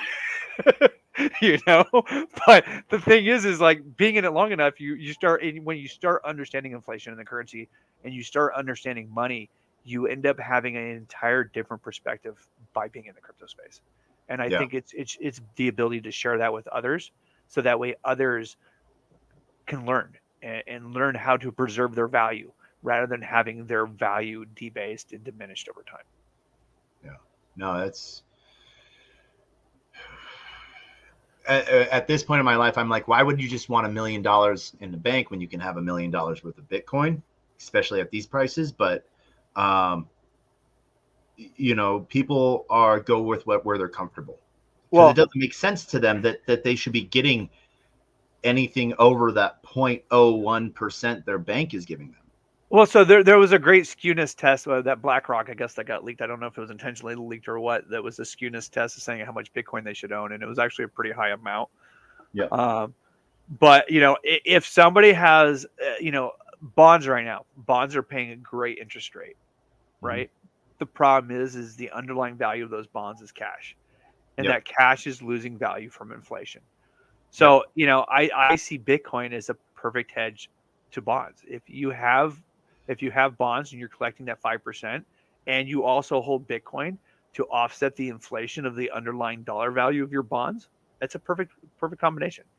Yeah. In a lot of ways. And so I think what's going to happen is we're going to get on this next cycle with BlackRock creating an ETF. People are going to be educated on that. And I think that's going to be the selling pitch on this next cycle. And I'm like bullish. And right now, people still have a chance to front run it, as far as I'm concerned, right? We've been front running the banks, for the last how many years, and so far we're benefiting from it. Yeah. and there's only so much time left, I think. Yeah, no. And it's, when the regulatory compliance is set, rules are made so people know what products that they've been building they can actually use, because JP Morgan, Onyx, they have 7 variations of it. Jeez. Because they don't know which one will meet regulatory compliance, so they're building out 7 different products. Yeah, they have 18 different projects within each of those that they're doing various things because they don't know which one will fit the box. And as soon as that sandbox is built, they'll know how they can play. And that's when we'll start to see it really come forward, And all of a sudden, all of these talking heads that crypto is a scam, blockchain is a scam, nothing but rugs, but the problem is then that's going to be token gated and it's going to be controlled by the banking system. Yep. And I personally prefer the decentralized method where we, the people, determine what money is. Yeah. Well, we see how, people turn that off. Like, do you remember Citicoin? No, is that the one out of Florida? So it's in Florida, Denver, New York. Okay. And there's a couple other cities. The DAO votes which cities come online once they get enough nodes and validators. Okay. At one point, at its high point, value, it was like $7 million that got. So out of every transaction, a piece of each token goes into a city vault for the city to have. Interesting. And voted on for the projects, that the people that participate think it should go towards. New York had like $7.2 million that the DAO community voted to be used for roads and mental health. And New York said, no, we're not going to touch it. One of the pieces that came out, we're not going to be told how to spend our money. Yeah, even the cities don't want to be told how to spend their money. And I'm like, wait, you're being given $7 million to be used for roads and mental health, and you choose not to touch that. I'm like, that's just, yeah, we'll get there. Yeah, no, it's time. The biggest thing is liquidity. That affects everything. We had I had his name is Matt. And he is the founder of Matt Tuttle. He is the founder and creator of the SGIM, the Inverse Kramer ETF. Yeah.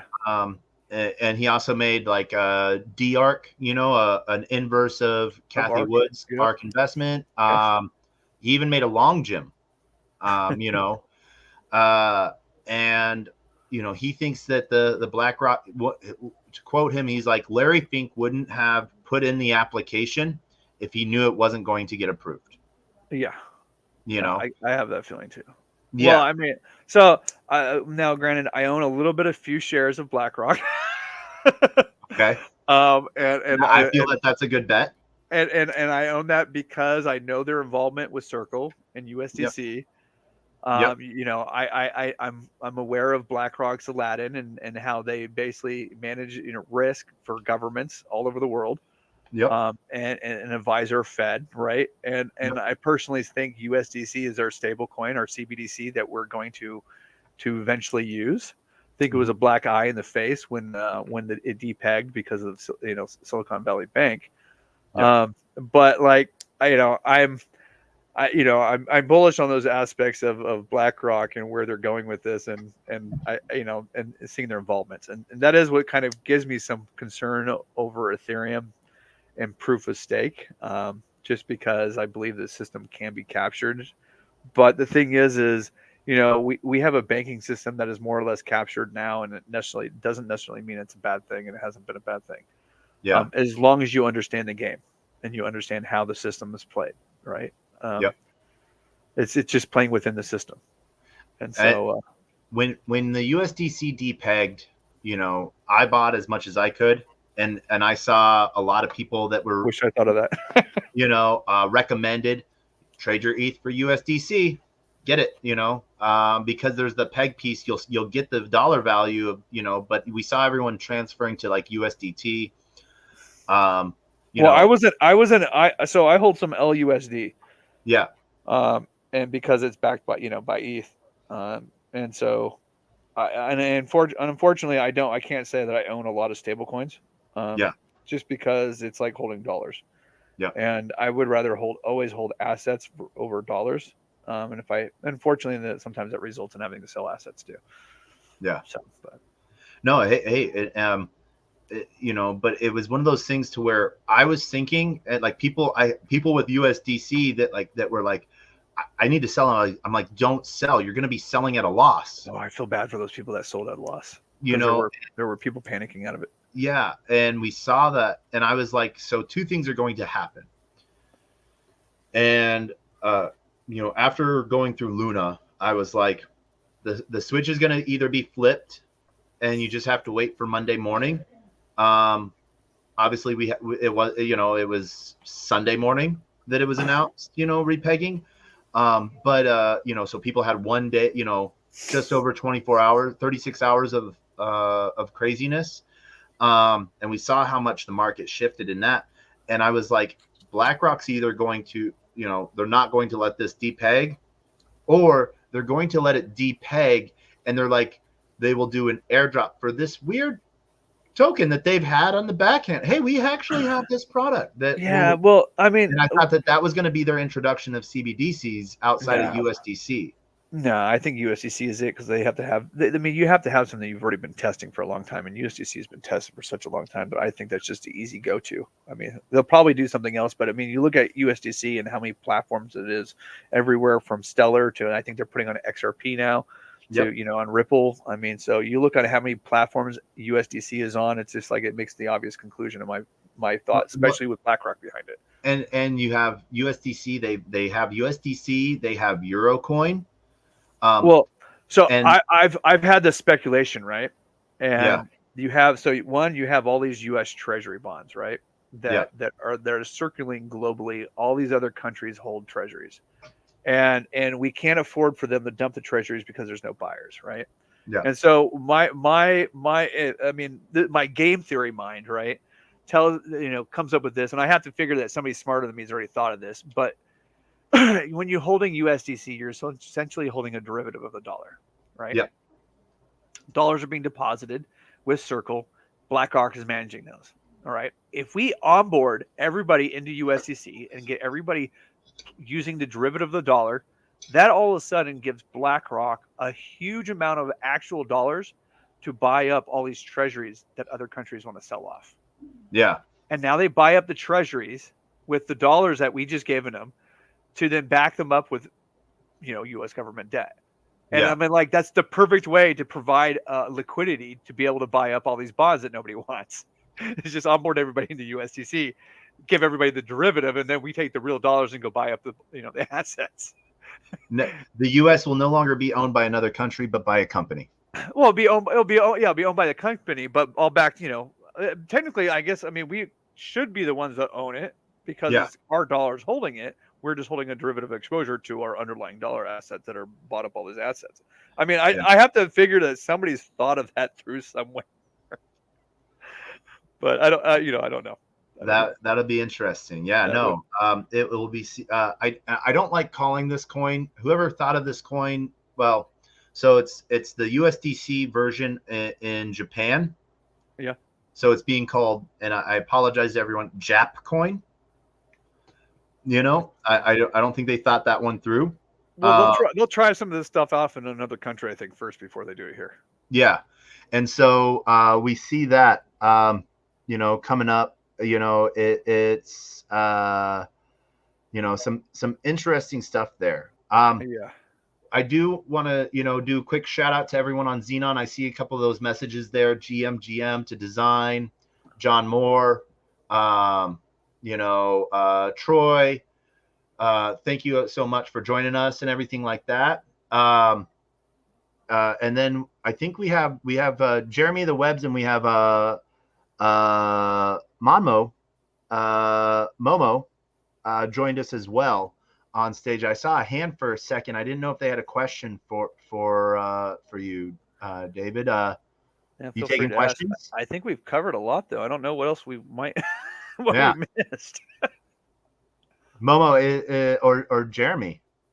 I missed it, so start over. No. Yeah, right. 3 hours in. Thanks, bud. I think there might be a replay somewhere. Melis, my darling, how are you? Long time. I'm good. I graduated my school. I'm having a vacation. I'm taking care of my father. For a reunion for someone else. Oh.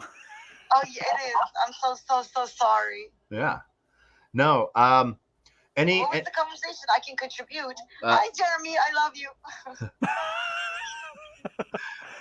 Oh, I love. Is this the Jeremy I know? We love you too. Yes, Jeremy. it is. It is the Jeremy you know. Yeah. Jeremy is the shit. Yeah. Yeah. Rankin, I saw Stoop Dog on the Today Show this morning, and he was wearing ape wear. Right? Nice, sweet. What does that mean? That's good. He's wearing his bored ape on his jumpsuit. No way. That's nice. It hasn't died yet. I love that. Bored ape right now. Started to take a picture of it, and then I put that. I laughed at it, but it was not a long moment. Hi guys, I'm from Turkey, and I love the decentralized world, and I'm here to contribute. I'm not here to harm. Oh, okay. Thank you so much. You're okay. Well, unfortunately, you're contributing as we are getting ready to close down. I saw Jeremy, and I'm drunk, and I saw Jeremy. I'm like, oh my God, I missed him so much. Oh. I do not recommend doing any DeFi while drunk. No, probably not. I have partaken in degenning while distracted, degenning while driving, degenning while sleep deprived. I have not partaken in degenning while drunk. Degenning? No. But it has usually led to wreckness. Hey, voxels, crypto voxels is probably safe for her. Crypto voxels is safe. Yep. Take a nice walk through crypto voxels. Do not drive anywhere. Yeah. Just making unwise purchases while inebriated. That's what he's saying. Don't do it. Don't do it. Okay. Well, if you say I should not do it, I would not do it. But always make your own research. Do your own research. Yes. Yeah, absolutely. Yep. Nothing here today is financial advice at all. He has been my friend for such a long time. He has been in my bad times, not in my good times. So. All right. Well, hope you have some good times soon. Yeah. So as we wrap this up, David, we just sort of went over final thoughts. Yep. I put everyone on the spot. 10 seconds, words of wisdom. 10 seconds, words of wisdom. Yeah. If you're gonna play in the space, learn to watch wallets. Middle in the middle. Little. Learn to watch wallets. I would say, yeah, if you're gonna be in DeFi, I think the best way is to learn is spend more time learning. Little in the middle. And and I think if using DBank, Yep. don't rush into things. Don't have a fear of missing out type of thing. Like if I tell somebody, if I have a friend who's getting new into crypto, I say, first of all, figure out how much money you're willing to commit to crypto, right? Yep. Only use money that you are not afraid of losing, that you won't need in 6 months to a year, and if it was 100% gone, that you wouldn't worry about it, because too many people jump into space risking too much, right? I don't believe in leverage or debt. I don't like it. But take that amount of money, and like right now, like I say, if you're going to put in, like, let's say $1,000, take 10% and buy Bitcoin, like right now. Yeah. Right. Don't don't buy all of it at once. To support this idea. Hold on. And so the reason I say that is because the best way to start to understand something is to have a little bit of skin in the game. Right. Yeah. And if you put 10% in right now, just so you have skin in the game, you're going to pay attention to it way more closely. I agree with that. And then as you learn, inch yourself in more further. As you learn, as your wisdom gains knowledge, get more comfortable to come in, And then not only that, if you're starting to, actually build, and most people, it's probably best just to stay on Coinbase at first. And then as they build, get yourself a hardware wallet and learn how to become comfortable using a hardware wallet and storing your crypto for yourself. Yeah. Because that's what this space is all about. I get people go, oh yeah, I do crypto. Oh yeah, I'm on Coinbase. I'm like, no, you're not really in crypto. You're holding a token on a platform like a Robinhood account, and you're not really in crypto until you're holding your own assets and managing your own assets. Then you're in crypto, in my opinion. Otherwise, you're just trading tokens on a screen. I agree with that. One of the things where when people are like, well, how much should I start in? I suggest, if the thing that I usually say is, however many cups of times you visit Starbucks each week, don't go one time, because if you're still going to Starbucks, then you're spending extra money. But go to Starbucks one less time this week and use that money. Yeah, $5. Yeah, that's perfect. That's and all as you long can as you're afford. not spending it somewhere else, it's true value. Of it could be gone because you were going to be drinking it in 20 minutes anyways.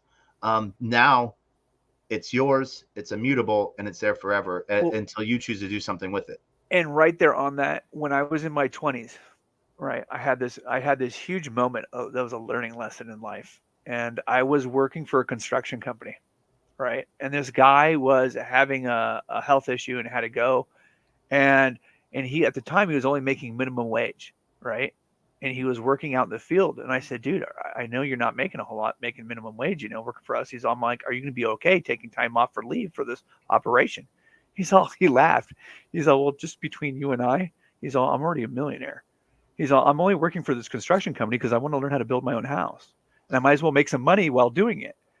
You wouldn't realize, I spent my life as a mechanic, and you wouldn't be surprised with the cost if putting away the cost of a pack of cigarettes every week actually compounds to if you just invest it. And this is what he had been doing his whole entire life. Like since he was like his 18s, he would just take the amount of money about a pack of cigarettes and invest it every week. And eventually it compounded enough that he was able to turn that money over to an investment firm, that it grew even more. And so he was already a millionaire. And I was like, that is the most fucking awesome thing that I've ever heard in my entire life, that the guy was working because he wanted to go build his own fucking house. And I was like, if that wasn't a life lesson right there, that it's just the little bits of saving a little bit every week that compound over time. Yeah. And it's just like, that's so powerful. And so just by teaching people to be able to do that, like you're saying, $5 a cup of coffee a week, like they will compound it, and if they can put it into something good over time, they will grow and reap the benefits of it. Yeah. So amen to that, bro. DCA, dollar cost averaging, compounding is just yay. So like what Warren Buffett says, like what the seventh or eighth wonder of the world is compound interest. Yeah. And like the rate at which it grows, people can't fathom compounding numbers at exponential rates.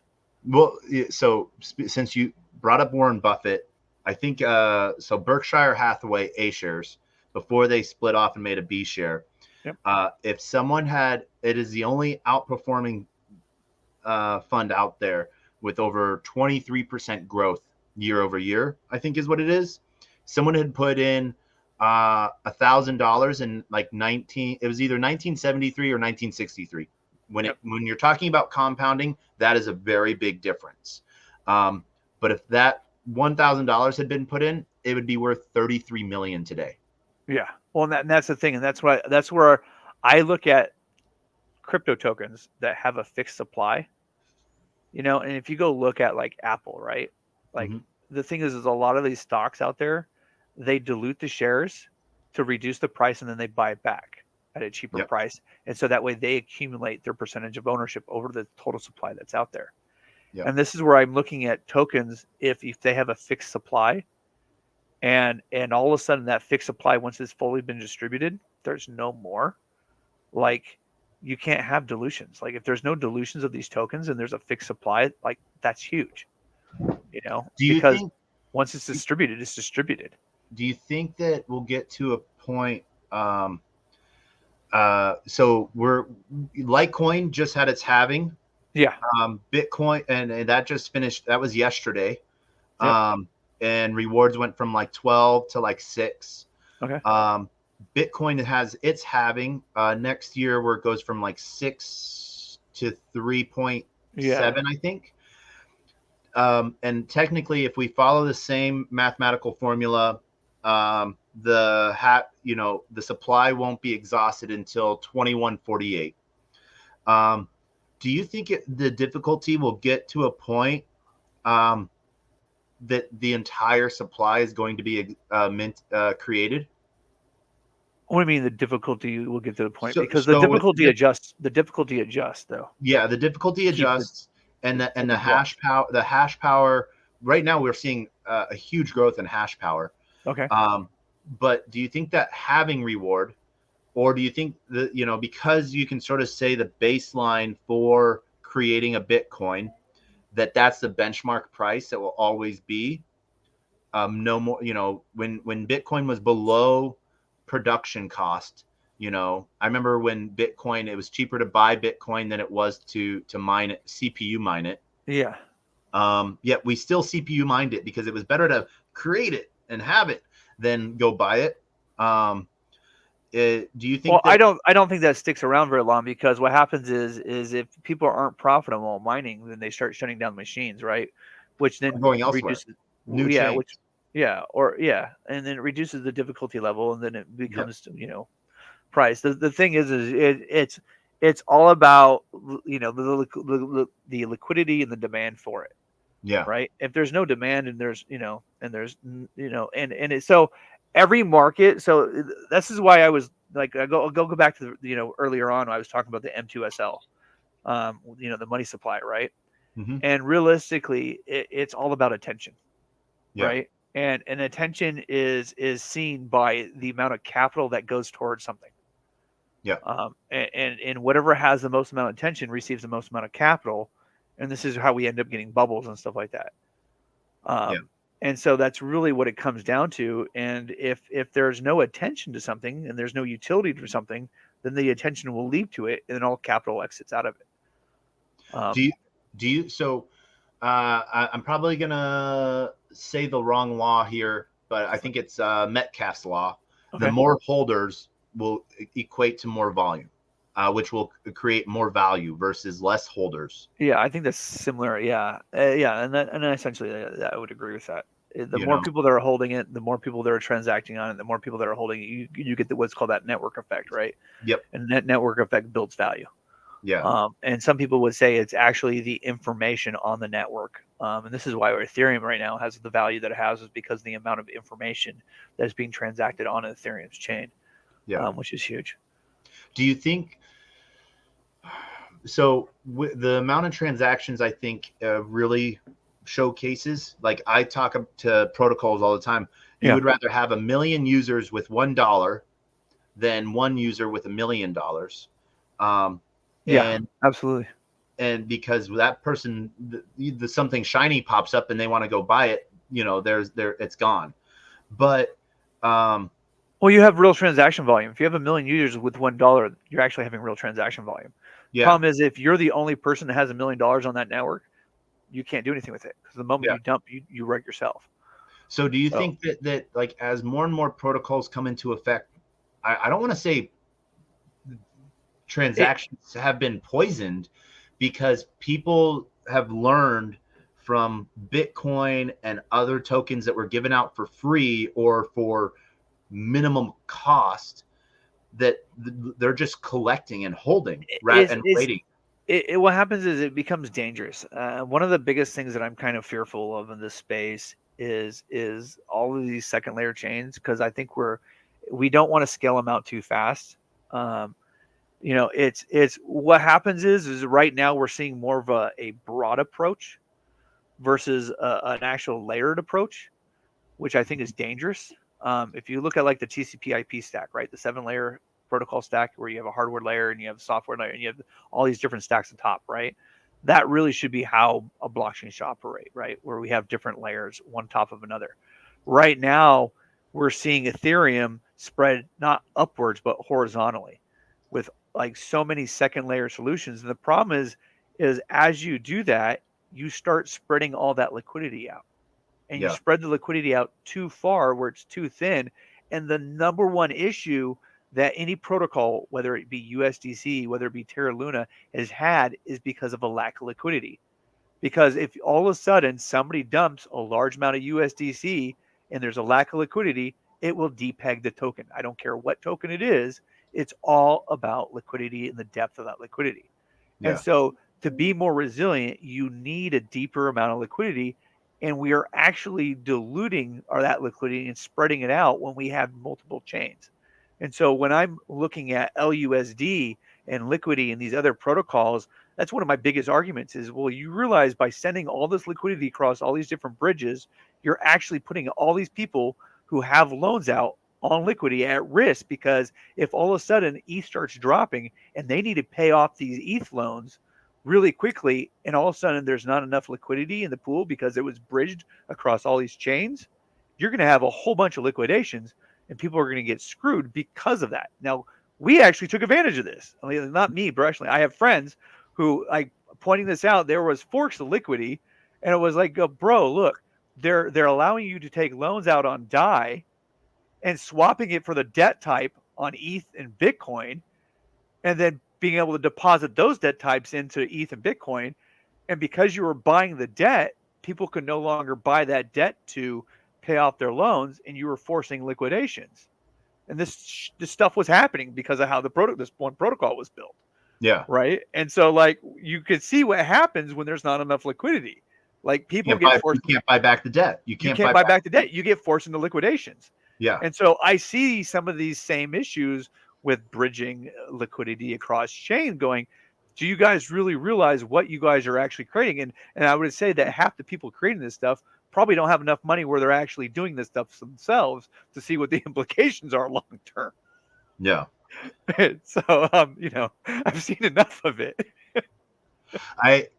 One of the things I do in protocols like that is I sort of do something like that, but I do degen boxing.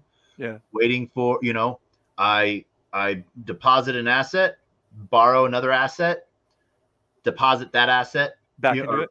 Okay. Yeah. And then I just wrap, Yeah. And so then, if that asset goes down by a cent, however many times I wrapped that, you unwrap it. Yeah. You just hope that you're not over leveraged on it when it crashes. And so you're almost working for something to short, in that aspect to profit from it. And so, but I like being the other side. I like being the bank. You bring in the stable coins, you provide the stability and the liquidity. So when the liquidations happen, you're the one buying it up. Yeah. I like that. But what I do with that is, because I then you can take $10 and you can wrap it so many times. Yeah. I'm then, the deposit, doubles. Yeah. You get the money multiplier effect. Yes, absolutely. Yeah. So it's what's cool your favorite protocol to do that on right now? OVIX. OVIX, huh? Yeah. zero VIX, and margin file. So one's on Polygon and one's on Solana.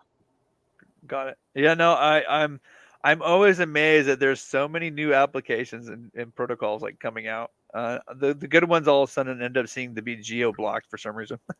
Yeah, but there's so many great ones out there. So I have a funny story with Ovix. I met them in Amsterdam last year. Nice. And they were launching on Polygon and everything like that. And they're one of the things that I didn't like about them, but I really liked about them was that their yield was in that 0.4 to like 7% range. And I was like, that is sustainable. I don't want that. I want some Degen things, But like I talked with their lead analyst and their BD and their founder and stuff like that, and they really liked what I had going, and what I was doing. And they're like, hey, they looked at it, like we were talking around this table, and they looked at each other and they nodded. And I was like, oh, this is the secret conversation where they say they don't want to deal with anything from someone named Taco. And they looked at me and they're like, hey, we have this position that we created that we haven't filled, and we think it, we think you might be for that fit, Yeah. And it was their lead Degen is what the role was. It was like it was it was literally the title was Degen. And I was like, okay, and what would this do? And I was like, I would love that position. I could do that, as they find out what they do with their go-go protocol and, things to ape into quickly and move out, front running the whole time. And they're like, unfortunately, they're like, we're based out of Germany. So if we open the position, we have to open it up to the public, and you have to make you stand out, And so I then, I was like, oh, okay, cool. And so I, so I had to stand out to meet submission requirements to submit my resume. I made a bunch of like $5 and $10 USDC QR codes, Okay. And I then, traveled, around London and Amsterdam, finding other Degens that were either just getting into crypto or in crypto, but, heavy on Twitter.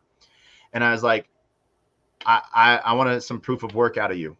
I'm going to give you $5 to $10 in crypto, but I need you to follow me and follow this protocol. And then I need you to tweet at them that you met Player One Taco, and they should hire Player One Taco as their head Degen, because he bribed me $10 USDC to say so. And and it got to the point to where they're like, we want your application. And so this is how funky I was at the time, or am. I then took a picture of my hand in my lap, doing that little circle thing that, if you look at, you get punched twice, and I turned it into a PDF, and, and I wrote, I wrote on it. I was like, 2 for looking. And I submitted that as my resume. They loved it. Funny. That's funny. Unfortunately, they found a researcher that was in Germany and stuff like that, beat me out, that had a bunch of letters after their name. And so I was like, well, I got .eth, Well, yeah, I was going to ask, dude, bro, like, where's your Philand? Do you know what Philand is? I don't. Dude, okay, so PHILAND.XYZ. Okay, wait. PHILAND.XYZ. You basically, it's like your like a virtual like resume. Oh, okay. You connect your wallet. It shows you all of the it gives you little tokens for every DeFi thing that you've done. And then you can put it on a piece of land as like your trophy of what you've completed in DeFi. Okay. And it's like almost like a virtual resume of, hey, look, this is what I've done. Like I've held a vault of so much USDC. I've been in Aave and done this much. I've voted on this, like. Okay. And you can look up other people's. You can look up the leaderboard and see what people are, what they're doing. And all right, I might have to. It's pretty dope. It's pretty dope. It costs some gas to do and whatnot, and download the pieces, but yeah, I'm down for this. I'll check this out. The one that I haven't done that people always ask me was, what is your Degen score? Right. Yeah. The old, was it the blue or alpha? Degen Cafe, Oh, the Degen Cafe. That's a new one, I think. I'm gonna go look. Hold on. And I was Degen.cafe? I think so. No, that's not it. Let's see here. Because there used to be Atomic Blue a long time ago. Yeah. It was Atomic Blue, and I had a Degen score. It's degenscore.com. Degenscore.com. Yeah, and they have Beacon and stuff like that. And so I was like, well, are you really a Degen if you need to go score yourself? No, but it's fun. It's fun. It is. I know when they had Alpha Blue back in 2020, I think I was ranked at like a 300, which was pretty high. I was a Chad. Yeah. So I was like, oh, that's kind of cool. Yeah. I like this Phyland because it's kind of like a virtual resume where you can have a piece of land that represents like pretty much what you've done in DeFi. Yeah. I'll have to look at that. I'll have fun with that. And I always send people on Galaxy and Gitcoin verification and stuff like that. For like Sybil stuff, I do like classifying myself as a human, I guess. So benefits from more rewards, hopefully. And so there's some really cool stuff there. But this has been a great time. We've gone like an hour longer than we were planning. Yeah, we've been saying goodbye for like an hour now. I know, right? So it's been fun. It is. We'll have to do this again. I want to thank everyone on Xenon for joining us. Everyone there, everyone on Telegram, everyone on Twitch, Discord, YouTube 2. LinkedIn and those that have joined us via Twitter for this fly on the wall. There's the video that's on Twitter right now and the Jumbotron. I'm hoping next time when I come on, I'll be able to use my Bored Ape. Hey, yeah, definitely. There's some cool stuff. You got the NFT filter. There is, where someone builds something for you. There's the Snapchat camera filter that you could put your ape into, and it would do that for you too. Interesting. And people were doing that. Snapchat disabled that camera extension, but people forked it. Oh, nice. And so but I would love to talk to an ape to ape. So. Do you have an ape? Not anymore. I had a company one, and the company had bought two. Gotcha. And I was part of my long-term plan was to get full ownership of it. Project is still around, but they ended up reneging on a bunch of things. And this space is tough. There's been a lot of people hitting this space, especially with the downturn on the market. Yeah, and this is the thing that sucks is they're still building something amazing. Yeah. So, but it's just interesting. So, we'll see. I think there will be a lot of things coming up in the future that's going to be amazing. And hopefully we can catch up in person again sometime. It was a good at the last LA blockchain summit that we met at. Yeah. That was good. Are you coming to Permissionless? I probably not. I don't get out of the house often. Oh man. All right. Too many kids to wrangle at my house. Bring the kids. Yeah, no, with how many kids I got, it doesn't really work well. I've got sons I got to put into college too. I love seeing kids at blockchain conferences. Yeah. Seeing families is really cool. You know, I don't know. But yeah, so we're going to end this the way we always do. We got your words of wisdom and final thoughts. And so as I end every episode, I end with my final thoughts and words of wisdom. You know, be willing to take risks and learn. You know, there's a lot of, well, I'm gonna post out one link for User, which teaches you about blockchain, about Bitcoin. I'll throw my invite code in there, so you get 50 free sats. You need to collect 1 million sats to get a Bitcoin.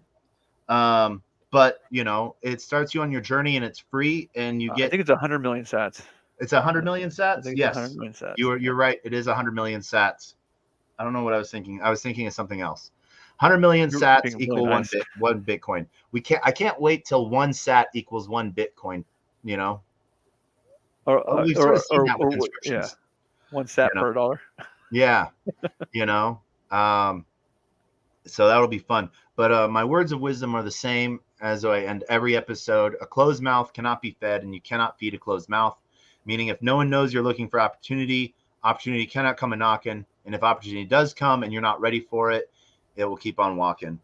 And since you are up here, David, you get to join us for the best, worst knock joke on the face of the planet. I want to thank everyone for joining us today. TacoBytes, your daily bite of Degen, episode 350. 15 episodes and days until we hit a year, I think. We'll have to do a countdown to make sure that's right. But David, are you ready for this? Yeah, let's go for it. All right. Knock, knock. Who's there?